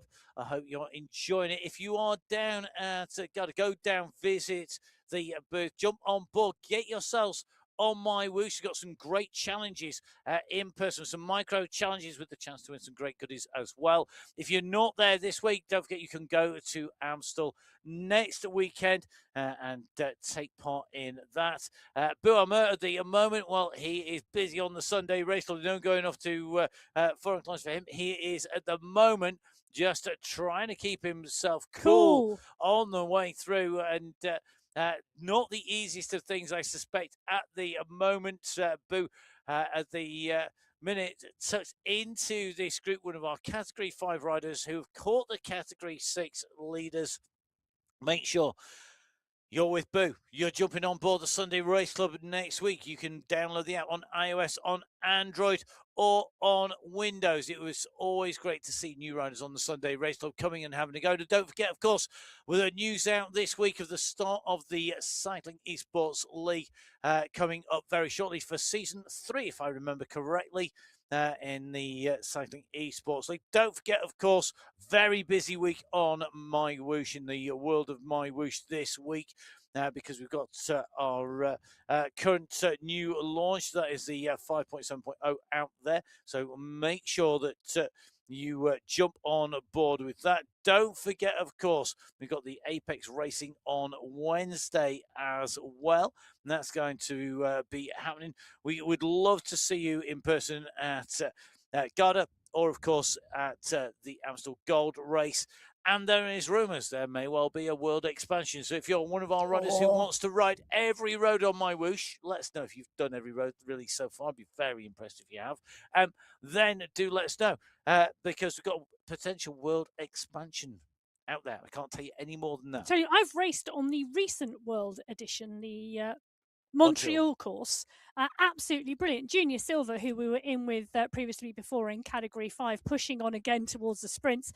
Big shake of the head. It was like not happening. I know, long way out because Goman pushing on here, Sinclair, Warren, Pino, Silver, all in the mix. So, I do think the push here, this is the sprint of the 35.3, 35.4 kilometre marker. And the Category 5 pack at the front of the race with the leaders in the Category 6 race as well. They caught them. A lot of work going on, a lot of work going into that catch and the pace of the Category 5 race. But you can see Junior Silver rewarded with 1 point there in that. So I know he worked hard and I know he sat up and shook his head, but he still picked up points. Goman, Sinclair, Warren, Pino and Silver. It's a leading group of 35 riders in Category 5 at that point in time. And they are with a leading group of Category 6 of 16. So Category 5, the point scorers on the way through there. Goman taking away top spot, followed by Aidan Sinclair, who's the rider who has the green skin suit in Category 5. His 4 points that he scored there, taking second place, being added to his 2 previous wins. Sinclair very much on form in Category 5. In Category 6, it was that win for Warren ahead of Yarvinen with third place for Mamba. Second to last point scorer with 2 points, Brent Gibson, and our last point scorer was Peter Cridland. That means overall, it's Warren at the moment from Yarvinen from Mamba. Well, Category 5 are 600 metres out from that same point in the race at the moment, and Mason Rocker is pushing on. Antonin Moretti, Carstenen all behind, but it's Mason Rocker who's going for this. He's wearing that green skin suit, holding the majority of the points in the sprinting competition. Moretti now starting to push on behind. But Roca, I think, is going to take this. He's clear from the front. Andrada going at 10 watts per kilo. He wants the additional points because, well, he's close, I think, in that competition. We were talking about how close the sprints were. And there is one more sprint after this one. I think Luis Andrade there saw the fact that Carstensen, the rider who is sat and was tied on points with Rocker, had sat up, and it was the opportunity to go over the top there and score substantially more points, which is what he's done. You can see here Rocker taking the 5 points, Andrade going over the top taking 4, then Moretti with 3, Vargas with 2, and Carstensen taking 1 point. That really has mixed things up in terms of the overall. It has indeed. So Mason Rocker on 13 points overall in the competition with 1 more sprint to go. Andrade now with 10, putting himself into second place. He leapfrogs over Carstenen, who is sat on 9. So that quick thinking from Andrade puts himself in a really good position should anything happen to Mason Rocker on that climb, because for me, that's the key strategic point before the final sprint. So we'll have to see what happens on that climb of the Leeward Desert Climb. How well do the riders recover? How much have they got left for the Al Wathpa sprint? That comes some 5K after the ascent of the Leeward Desert Climb. Is there enough recovery in there for the sprinters? Can they stay in contention? That's in our category 4 race. Now, Category 3 and Category 2, Category 1, all on their way to that same point. We're in with Category 2 at the moment. The front of this race as frenetic as always. We always see it very animated. We always see it moving fast. We always see people prepared to have a go, and we're seeing that again. And yet again, Category 2 is fractured. Maciej Mendakowicz at the 34.8K has got work to do here because he's not really in a position where he can take away top spot. He can't take away maximum points because he's 6 seconds behind our two leaders, Mr. X100 and Simon Parter Cooper. And that means that this is a sprint for 3 points effectively. Masit Mendakowicz, you can see the top of his head just about. He's low on the handlebars as always on the run in here. Expect to see him put that final little kick for those points. Miss X100 and Simon Particube are going to be sprinting, and Mikel Plantero is not going to be sprinting for this. No, but I think he's got an eye on the finish today because Plantero could well be a strong favourite when it comes to that finish line. So Mendakowicz head down, pushing on. He is in that green skin suit at the moment. Will he hold it? Yes, he does. So Masit Mendakowicz currently on 12 points, leading ahead of Mr. X100 in second place on 8 points, with Simon Particooper in third place on 7. 1 point ahead of Nikolai Damsgaard in fourth place on 6 points. He's 1 point ahead of our fifth place rider, Jan Kapliski, who has 5 points. I tell you, really interesting because that pack is the largest pack rolling on the road at the moment, 48 riders pretty much, if those two riders come back into the fold. If you were any of those 48 riders, you'd be trying to work out how you win this race because they are so well matched. Now, Ollie Jones taking that last sprint with Category 1, very much closing down on everybody else on the road at the moment. They've just gone through that the Museum of the Future sprint at the third of our sprints today. Jones in 1, Pedersen in 2, Van Elst in 3, Said Safazadi in 4, and Michael Vink in 5. And that means at the moment, Pedersen 1 point clear of Jones, I think. Yeah, and what's really interesting for me is Jones and Pedersen pushing on. Michael Vink doing 9 knots per kilo, trying to close them down because they went through that sprint and they just kept going. It was only a 2 or 3 second gap back to Van Elst, Safrazadi and Vink. But if you keep going after the sprint, and it is one of the core tactics we see used in terms of establishing a breakaway on the Sunday Race Club, the riders behind have got to really, really watch it. And Michael Vink has managed to close that down. He's brought the other 2 riders with him. So Van Elst and Safrazadi have reformed with Vink, Pedersen and Jones. Those 5 riders now 53 seconds clear of the 5-rider group chasing behind.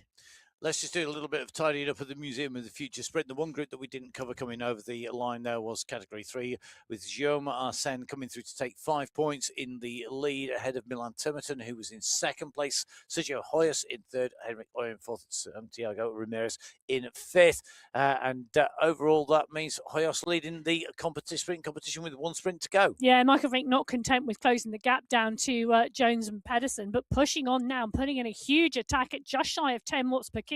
Jones working hard to stay on the move. Pedersen and Van Elst. Safrazadi is the rider in danger at the moment on the back of the group.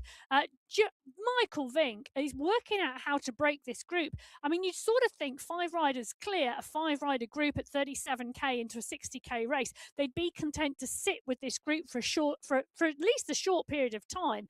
There's still a significant way to go, still 23 kilometres. But Vink, 5 riders, top 5 places.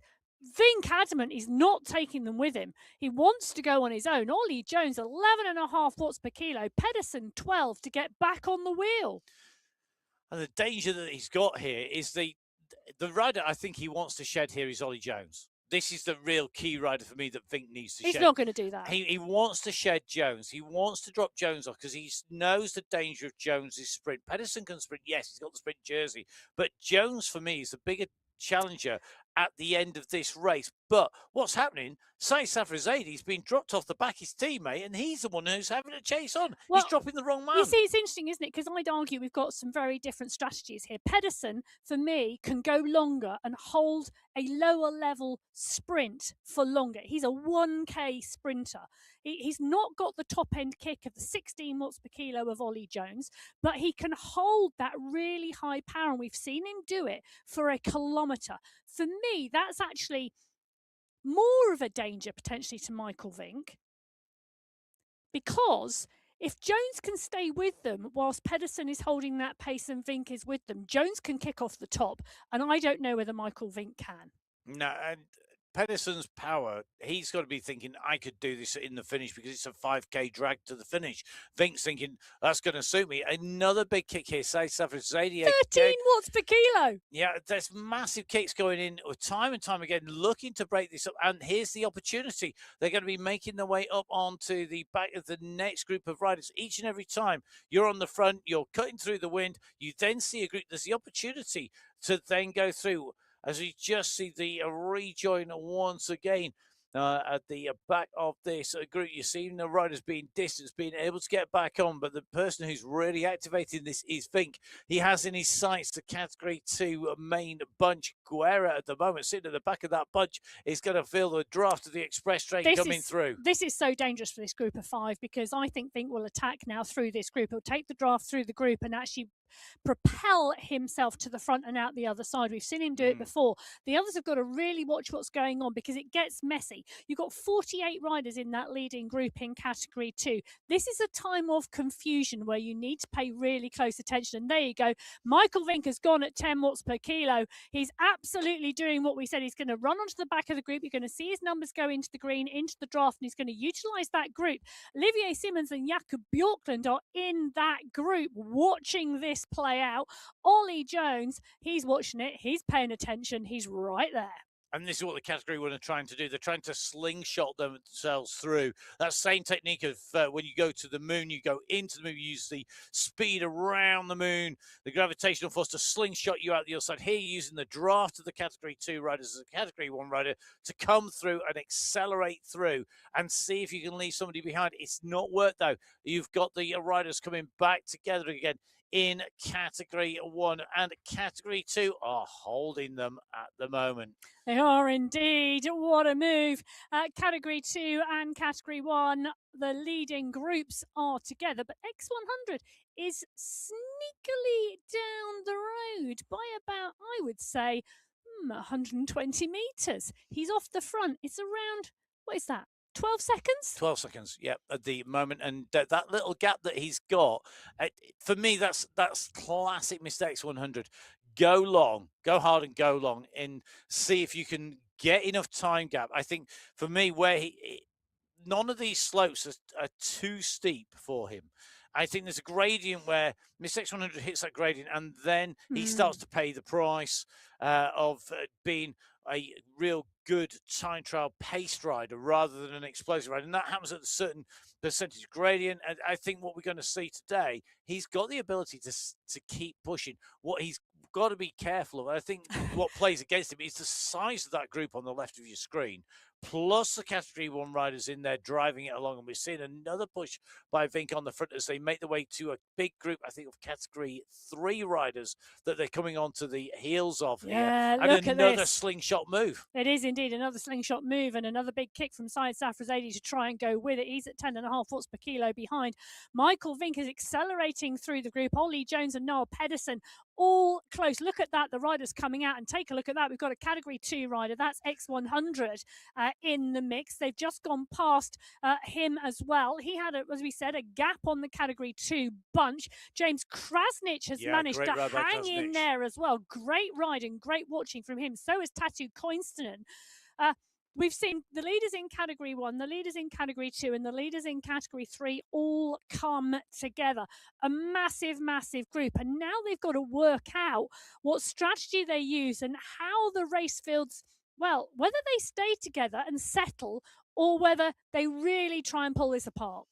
The race at the moment of 41 kilometres. We've got a dip and a rise. But we've got two dips and rises to come before we drop down to the Liwa climb. It may be that this group of Category 1, 2 and 3 stay together until we get to the Liwa climb. It's going to depend on how these little bumps and rises. And I mean, we're talking about climbs of about 10 metres of ascent.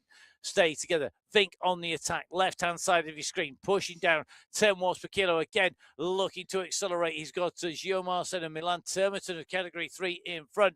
The problem he's got is everybody sitting in his draft. This is one of those little rises here, the 41.7k mark. He really does know that he needs to try and break. So he doesn't want to take them into the finish. We know, and we have seen him solo to finishes before. We've seen him do it in Australia. We've seen him take that out on the race route. Who can stay with him? Well, at the moment, there's one or two Category 2 riders who are fighting for the wheels, and they know this is a key moment in the race. So do those Category 3 riders that are being caught. This is key, holding in there. And do you know what? This is going to be improving the speed of all of those riders. Do you know what it's in like? This group. It's like a pick and mix bag and trying to find your favourite sweet. Michael Vink, Ollie Jones, Niall Pedersen, Van Elst, Phil Graves is kicking here and going with them and trying to close the gap down and sitting in the draft. Master craftsman in Category 2. SS is there, Trujillo, Simmons, Coinston, Morel. They are all in the mix. So is Jakob Bjorklund. But it's Michael Vink continuing to do the pushing on the front. But the terrain at the moment is not allowing this to break up. If you look on the top right-hand corner of your screen, we've got Category 1 on the front. We've got a big group of Category 2. Category 3 are in the draft. This, for me, the draft is playing a massive role in this group staying together at the moment. And they're coming into a section of tailwind. It's going to be harder to break the group, not easier. I disagree with that statement. Do you think so? Because I think the pace that this group are going to roll at in that tailwind is huge. Let me tell you why. I think probably what will help me explain this is probably if we have the course profile at the same time. Emma and I are going to disagree on this one. Now, where we are in the course, when you have a headwind and a Category 1 riding into the headwind, Category 2 and 3 can stay behind because there is draft available. When you get a tailwind, the draft effect is less for the riders behind. So with the riders on the front, they're not going to be there. And I think once we get to the tailwind section, it's not going to aid the group. But what I think we're going to find is this is dependent more, I think, on how the riders ride it. And I think this is where Emma and I differ, is in our riding attitudes to racing. If you look between 45k and 50k here, you've got that tailwind, you've got a little bit of tailwind coming in, you've got that little bit of a spike at about 47 kilometers, then the drop down here. For me, this is not about expending any energy anywhere other than the leeward climb. Well, I disagree, actually. I actually think the expansion... Really? Yeah, I do. The first section of climb that you've got coming at like 46 kilometres, you've got a two-step climb before a flat plateau and a big drop. That's an opportunity. It's a massive opportunity for the likes of Michael Vink to go clear and the Category 1 riders to actually break this. But is it big enough? Probably not. The leeward climb definitely is, but it's going to take some real doing. The leeward climb could separate this back into Category 1, 2, 3, 4, 5 with virtually and no one able to stay with the power. And then from there, you cannot discount this run into the finish because this new version of the climb, this is going to be really key to me because it's a false flat finish. And that is going to be really, really hard to judge. Really hard to get that right. We'll see how many riders are in contention. Left-hand side of your screen, this is the peloton that is basically a mix of race categories, Category 1, 2, and 3. 2 kilometres behind the head of the race. Yeah, which is a mix of Category 5 and 6 riders out there. The only riders really left on their own, I think, are Category 4 leaders. There are some Category 4 riders actually in the left-hand side of your screen, but they're not the leaders of Category 4 as far as I can tell. Yes, so it is indeed the Category 4 race that is solo at the moment. I say they're solo at the moment. Here is Scaron at the moment, part and parcel of that Category 4 pack. They have caught some of the Category 5 chasers and they are in there, but Natari, Kirchner, Rimborg, all in the group. Scaron currently a heart rate of 144.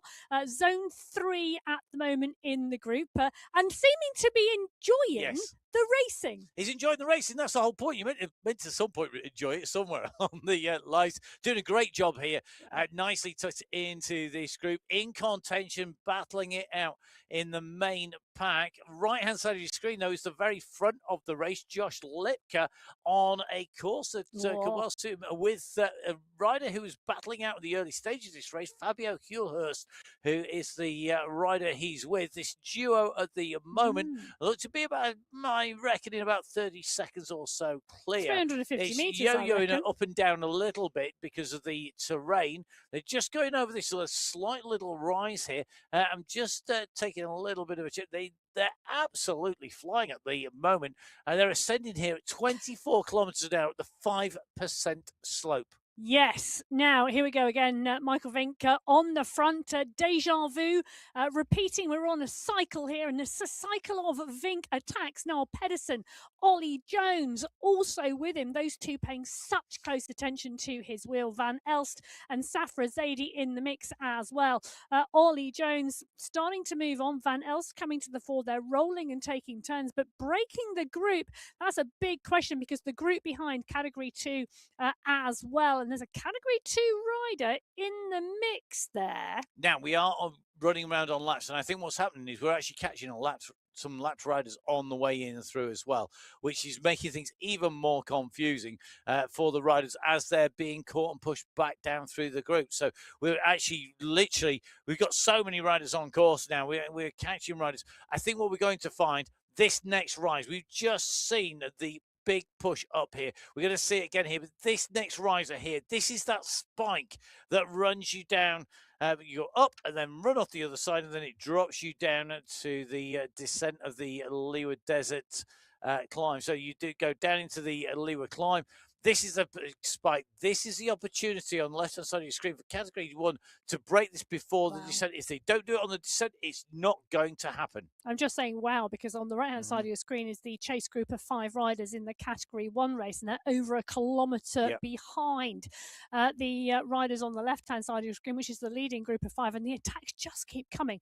They really do. It's just amazing, utilising these small bumps in the road to attempt to go clear, but they're not going clear of the Category 2 and Category 3 riders.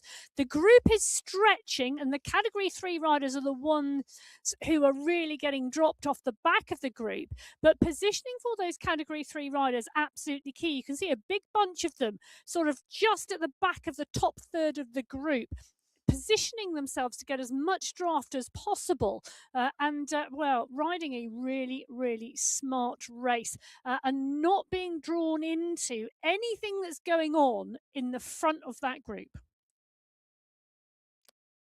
They're surfing The They're wheels. not responding. Yeah, it's really interesting to watch who's got those skills, who's holding the wheels.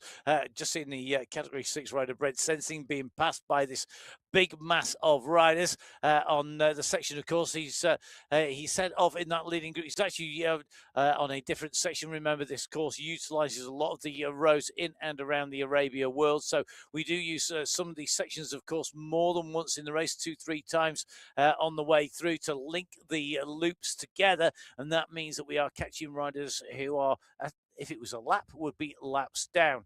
This, though, is Category 1, Category 2, and Category 3 on the left-hand side of your screen. Category 5 and 6 on the right-hand side of your screen. Still the leaders on the road are the riders at the very front, the Category 5 leaders. Now, I think we're going to see here is going to be a very interesting push on this climb. This is going to be a selection point. I don't think it will decide. I can't imagine any one rider has the speed to break clear of a big bunch on the way through. I think here, this is about speed in the selection. This is about being with the leaders, but not necessarily being a lone leader. There is going to be a long run to our finish. Remember the finish at 60.1k. Marvin Lenhart in our screens at the moment. You can see nicely tucked in here. Currently 43rd position. He needs to get that power down now as we come on to the climb. The gradient increasing 6.5% at the moment. It's going to hold at that now as he kicks up this slope, and he needs to keep those wheels. Don't let those gaps go. This is really, really important.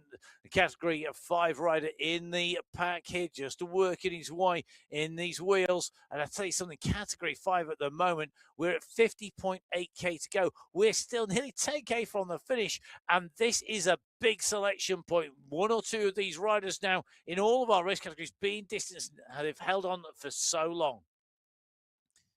So at the moment, Novosad and Gaviria leading this out on the charge up to the top.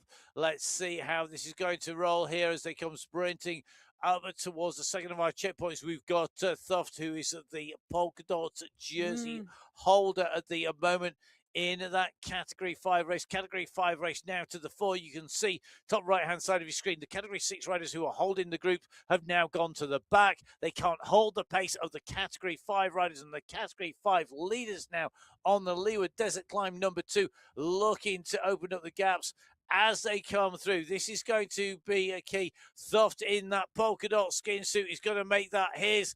2 climbs today, 2 first places. Nice work from Wilhelm Thuft there, setting and taking that polka dot skin suit at the 9-kilometre mark in the race and replicating, doing the business at the 51.4k marker as well. Great consistency, great timing, great planning in the race to execute that and rewarded with that polka dot skin suit. Joshua Callangad in the polka dot skin suit in Category 6 does exactly the same thing. What a move. What planning, what execution. Callangad, 2-5 places as well. 2-5 points as well, should I say. Indeed, both the leaders in Category 5 and Category 6, the only riders in their category to go into double digits. In fact, it really does show you just how strong the racing is in these groups. Only those riders taking the wins have scored double points. The rest, it's a huge mix of riders. 10 potential point scorers in Category 6. There were 8 out of those 10. In Category 5, 9 riders scored points out of potentially 10. 9 different riders. It's phenomenal. Only the winner scored points twice. Well, and this what is interesting here is that in Category 6, 10 riders in the leading group going through now, split from that Category 5 pack. They will make their way to the finish. In the Category 5 group, the question for me is, can the top 3 who went through with a 7-second gap make the most of that with the 30 riders that are going to be chasing them to the finish line? Now, we're going on to the climb here. These groups just coming through in Category 4. We do have our 2 leaders through already. That is Lipka and Fuel Horse. They went through at the front of the race in Category 4. But very interestingly, as they came up over that time through, the points that were left, the maximum points available were 3. That was scored by Daniel Cadiz. He takes away the overall win in Category 4 in terms of points from Josh Lipka. But again, really the only real big point scorer twice in the racing was the polka dot point scorer. Yeah, and interestingly, Cadiz went clear of the group to do that. Now, also through that point, the back end, the rest of our racing is coming through. So Michael Vink going through and taking the points in Category 1. Now, Pedersen, Van Elst going through, Safra Zaidi and Jones, all 5 of those riders going through together. This is the chase group behind in Category 1, Andreasen, Vujasin, Dont and Kaminsky. Category 2 have also gone through that leeward desert climb. SS taking the points. Kaplinski, Fawcett, Gombert and Betty. 37 riders in the leading group in Category 2 at the top of the leeward climb for the second time. They've got that final sprint at the 56-kilometre mark, and then it's the run to the finish line. Category 2 for me, well, is going to be the really big finale. Category 3 at the point in time, Julian Hertz picked up the 5 points from Termerton, Fell, Maziou and Pony. So, all to play for still here in the racing on the MyWhoosh Sunday Race Club. The riders up on to the ascent. Big kicks coming. Interesting moves on the right-hand side of your screen between the riders in the second of those chasing, looking maybe to break the groups up. Bjorn Andreasen at the moment in a real battle here with Michael Kaminsky. They're a long way back down from the group in front. The leaders have gone through. This is for 6th, 7th, 8th, 9th, 10th places. And also in terms of the race overall, right-hand side, leader of the chasing group, left-hand side, leader on the road in Category 1 because Michael Vink has accelerated up.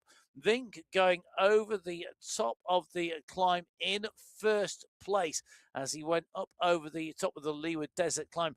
Vink went through. He was only 0.1 of a second ahead of Niall Pedersen at the top of that climb, but he has accelerated. He's pushed over the top, and Vink now leading Category 1 by a margin. Well, he has been working for this move the entire race, pushing and pushing and waiting until he'd broken the legs of the rest of the pack, and that he now has. Van Elst, Jones, Pedersen, Safra, Zaidi. I'll just tell you, they've got Phil Graves for company. Phil Graves, he's been riding and racing really strongly recently, and he is in the mix here. He's hanging in to the back end of that leading group in Category 1. And is at the front of Category 2. And you got to remember, Phil Grace, he is the most experienced Sunday Race Club rider. 223 participations before today. He leads the overall total, the Hall of Fame that you can view on MyWhooshinfo.com. Go to the Sunday Race Club, go on to the SRC Hall of Fame. He's the leading rider in terms of the men's competition, leading rider in terms of the women's competition, Catherine Fua. On 199 should hit that 200, the double century next week. Hey, we shall have to make a note of that. But Phil Graves doing the business in Category 2. He's settled himself into a rhythm, sitting at 5.6 watts per kilo.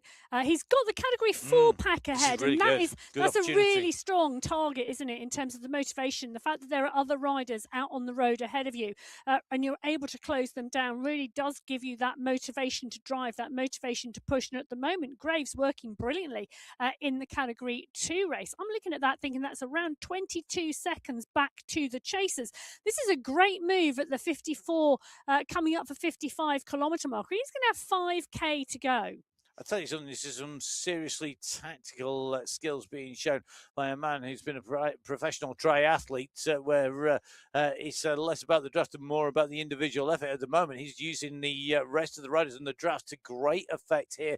Meanwhile, front of the race, Novosad has gone underneath the last sprint banner ahead of Pens. It's going to be the sprint leader who takes 3 points in third, Aidan Sinclair, who goes underneath that banner behind.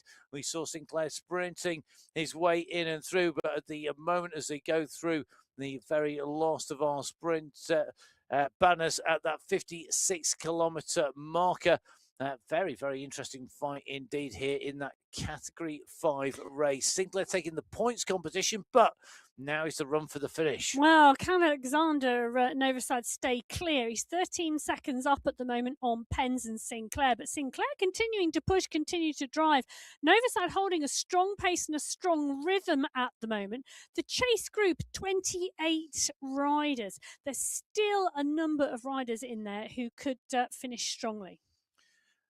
I'm going to make a very quick prediction before Michael Vink hits the last of these sprints clear at the front of the race here. Looking at Sinclair's handlebars in the rider in Category 5 when he was on camera, he's got a very narrow handlebar position, used to riding into the wind on his own, used to setting his own pace and tempo. My prediction is Sinclair's going to catch back the front of the race in Category 5. Based purely on the width of his handlebars. Well, a lot of other riders now coming through the Al Wathba sprint checkpoint. Michael Vink in Category 1, Phil Graves in Category 2, Fabio Hulhorst and Josh Lipka still locked in a battle. That duo they're still looking like they're 11 seconds clear in that Category 4 race. A big pack of Category 4 riders behind Novosad and Penn, Sinclair in Category 5. Category 6, it was Hendrickson from Mamba at that point in the race, just 2 seconds separating them, and then a big group behind.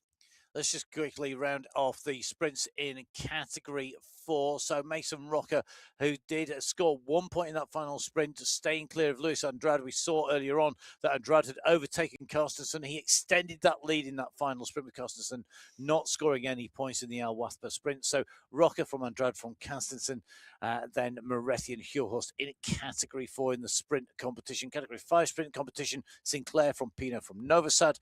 Category 6 sprint competition, Warren from Mamba from Yarvin. And full results, mywhoosh.com/results, or of course, mywhooshinfo.com.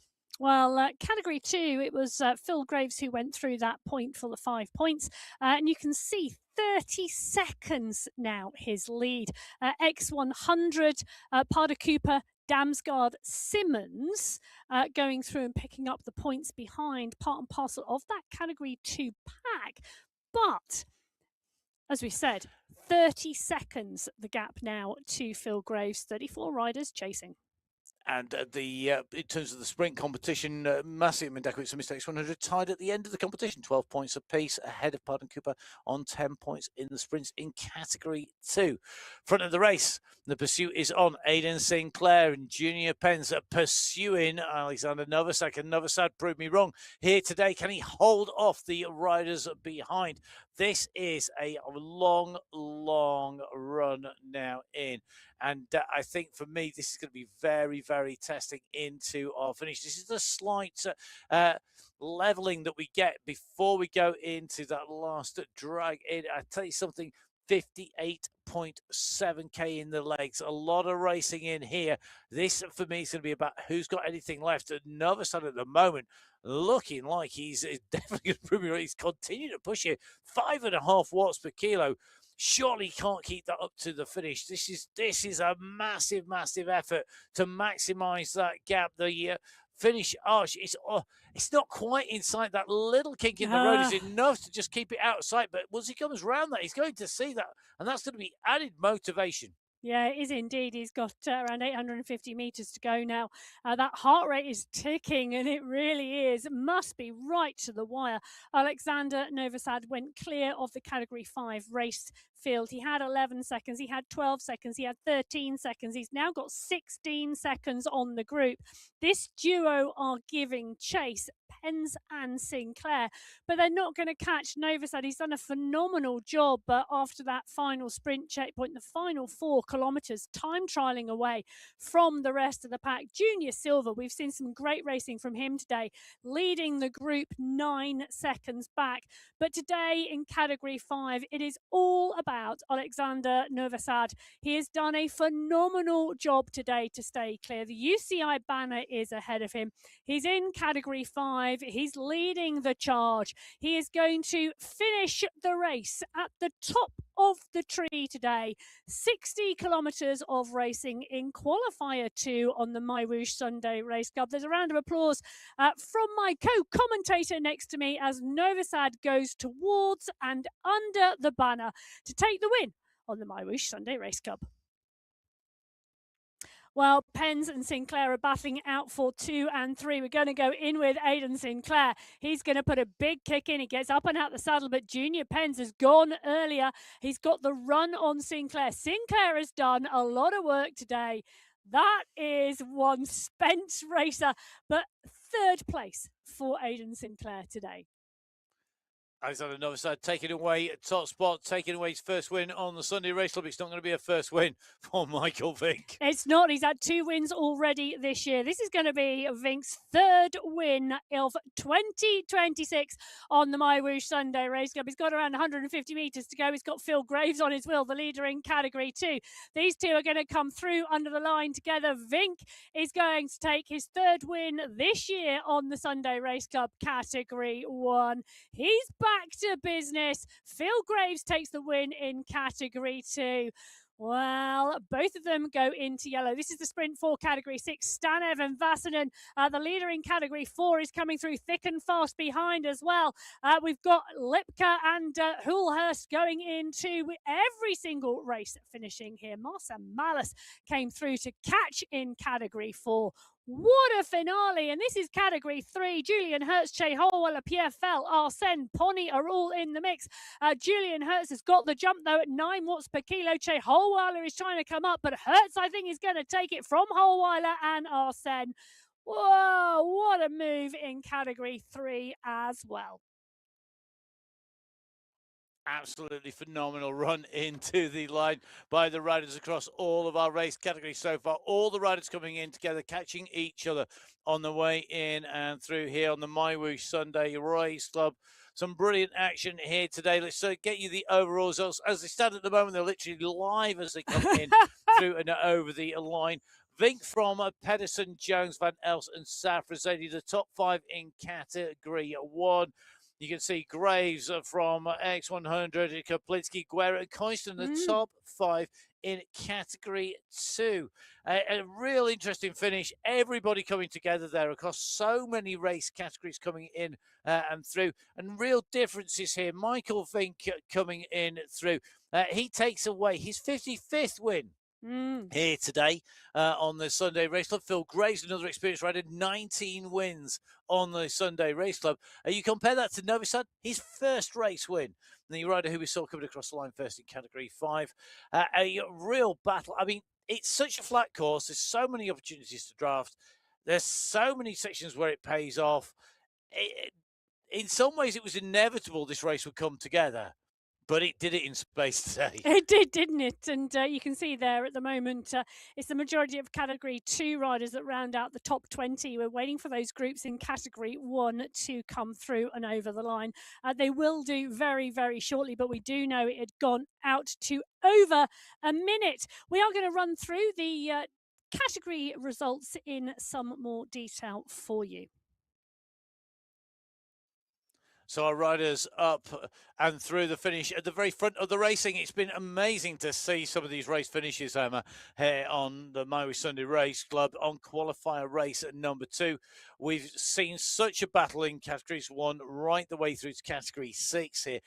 Different riders, new riders, as well as riders who are very, very experienced. Some of, well, the most experienced riders on the Sunday Race Club. Let's take a look at Category 6 first of all. Even Stanev, great to see him rewarded here. We knew it was going to be fast and furious from the start today. Stanev and coming through for the win, but just take a look at that. 0.2 of a second. Vassanen, Fielder, Hendrickson and Sarro. Marco Sarro had been instrumental from the start of that race. So great result from him. Ola Warren taking the green skin suit. Joshua Callangad finishing in 10th, taking the polka dots today. And the first win for Category 6 rider Ivan Stanev, so congratulations to him. Category 5 here, we said Alexander Novosad, they're proving me well and truly wrong. Sinclair, an absolutely splendid force. You can see how much effort it took to take away a podium position here today. He just couldn't answer Penn's sprint in the finish. They were all chasing Novosad, taking his first win here. Yes, they were indeed. Interesting to see Marius Fossi coming through for 5th place today. Sebastian Escobar coming through for 6th. There was a lot of riders pushing and chasing hard there in Category 5. Junior Silva rounding out the top 10. Great race by Martin Mallas, another of the riders. I think that is his first race win here on the MyWhoosh Sunday Race Club. So congratulations to him taking that first one, breaking the champagne open. I'm sure that metaphorical smash of the bottle on the bow of the ship to launch himself off what could be a set of repeat wins. But interestingly, Rasio Racing top 2 there. Yeah, and it was quite interesting because Mallas came through and pulled back Hulhorst and Lipka, who were the 2 riders who were clear. Daniel Cadiz was also clear in no man's land in 3rd place to pick up those extra points in the climbing competition and secure that polka dot skin suit, finishing in 10th overall. And then we go to Category 3. I mean, this was incredible racing between these riders. And it's at the end, Julian Hurst just was able to pull out that little bit of a gap from the rest of the riders. You said Shea Holweiler was going to be in there at the finish. Good spot there. You've got sprint winner, Gio Marcin. None of them could touch Hurst. Hurst's his 3rd win. That's his 5th podium place here on the MyWhoosh Sunday Race Club after what is some 34, 35 participations. Hertz takes that right up there as well. Interesting to see, along with Jakub Wojciech, a man who we regularly say thank you to on the show. We do indeed. Mr. Mushinfo himself putting in a great performance and a great race today for 10th place. So on to our penultimate of our categories, Category 2. Phil Graves. What a move. Past master. I mean, Phil Graves and Miss X100 are 2 of our most ridden riders on terms of the MyWhoosh Sunday Race Clubs. With some of our new riders on there as well. Great riding by Kaplinsky. Guerra right up in the mix as well. Very strong French contingent there. Boulanger, Gombe and Fournier. The French sprinters, I tell you, the French cycling esports riders, great sprinters in the women's and the men's race. You know, I do think there's a bit of a target because you know that cycling esports world championships in 2027 is on French soil. I think there's a lot of French riders out there with long-term plans. Well, they should do. It's a fantastic venue. We visited that when we had a meeting with the UCI earlier on in the year. Let's go to category 1. Michael Vink. What can you say about Michael Vink that's not been said before, other than by saying something along the lines of this was his X+1 victory, because it was his 55th first place, his 55th win in 144 participations. I mean, his podium record is phenomenal. Yes. It's a great strike rate. And it's wonderful to see him back on form. I am looking forward to the final this month already. But let me just say, some great racing behind him as well, because Pedersen and Jones, Van Elsen, Safra, that battle in the top 5 was just superb. All race. Vink attacked, they responded. Vink attacked, they responded. Vink attacked, they responded. It was a bit like wash and repeat. It really, really was. And then finally, Vink went away. It just, honestly, the psychological work that he did today, as well as the physical work, absolutely outstanding. I really am looking forward to the monthly final, and we've got another qualifier to go. Indeed, 3 qualifiers this month in April before we go into our finals. Remember, in our finals, our team competition will take place. So the teams will be battling it out, and you could be watching them. You could be making sure that you catch up with all of the action. Make sure you subscribe to the YouTube channel or Twitch TV, wherever you're watching this at the moment. Make sure whilst you're online, the app on iOS, on Android, or on Windows, jump on board, join in, whether that is going to be doing some of the fantastic training sessions in there, some of the coach video-led sessions, some of the live coaching, completing our latest missions, whether that is jumping on board at one of the live activities. And the next one that you can go to is going to be at the Amstel Gold Race, one of the prime classics, one of my favourite classics of the year. Definitely want to go watch at the side of the road, and make sure you visit the stand there. Don't forget, of course, whilst you're online as well, make sure you follow at MyWhoosh on social media. That's at MyWhoosh on Instagram and on Facebook. You can follow Emma Martin. You can see it on the screen. It's at biking_Emma on Instagram, and myself at Matt Fixer Payne on Instagram as well. Do you know what I'd say? Pick your favourite rider. Follow them instead. Do you know what? That's not about, well, follow them rather than us, but not necessarily MyWhoosh. I'll add that caveat on there.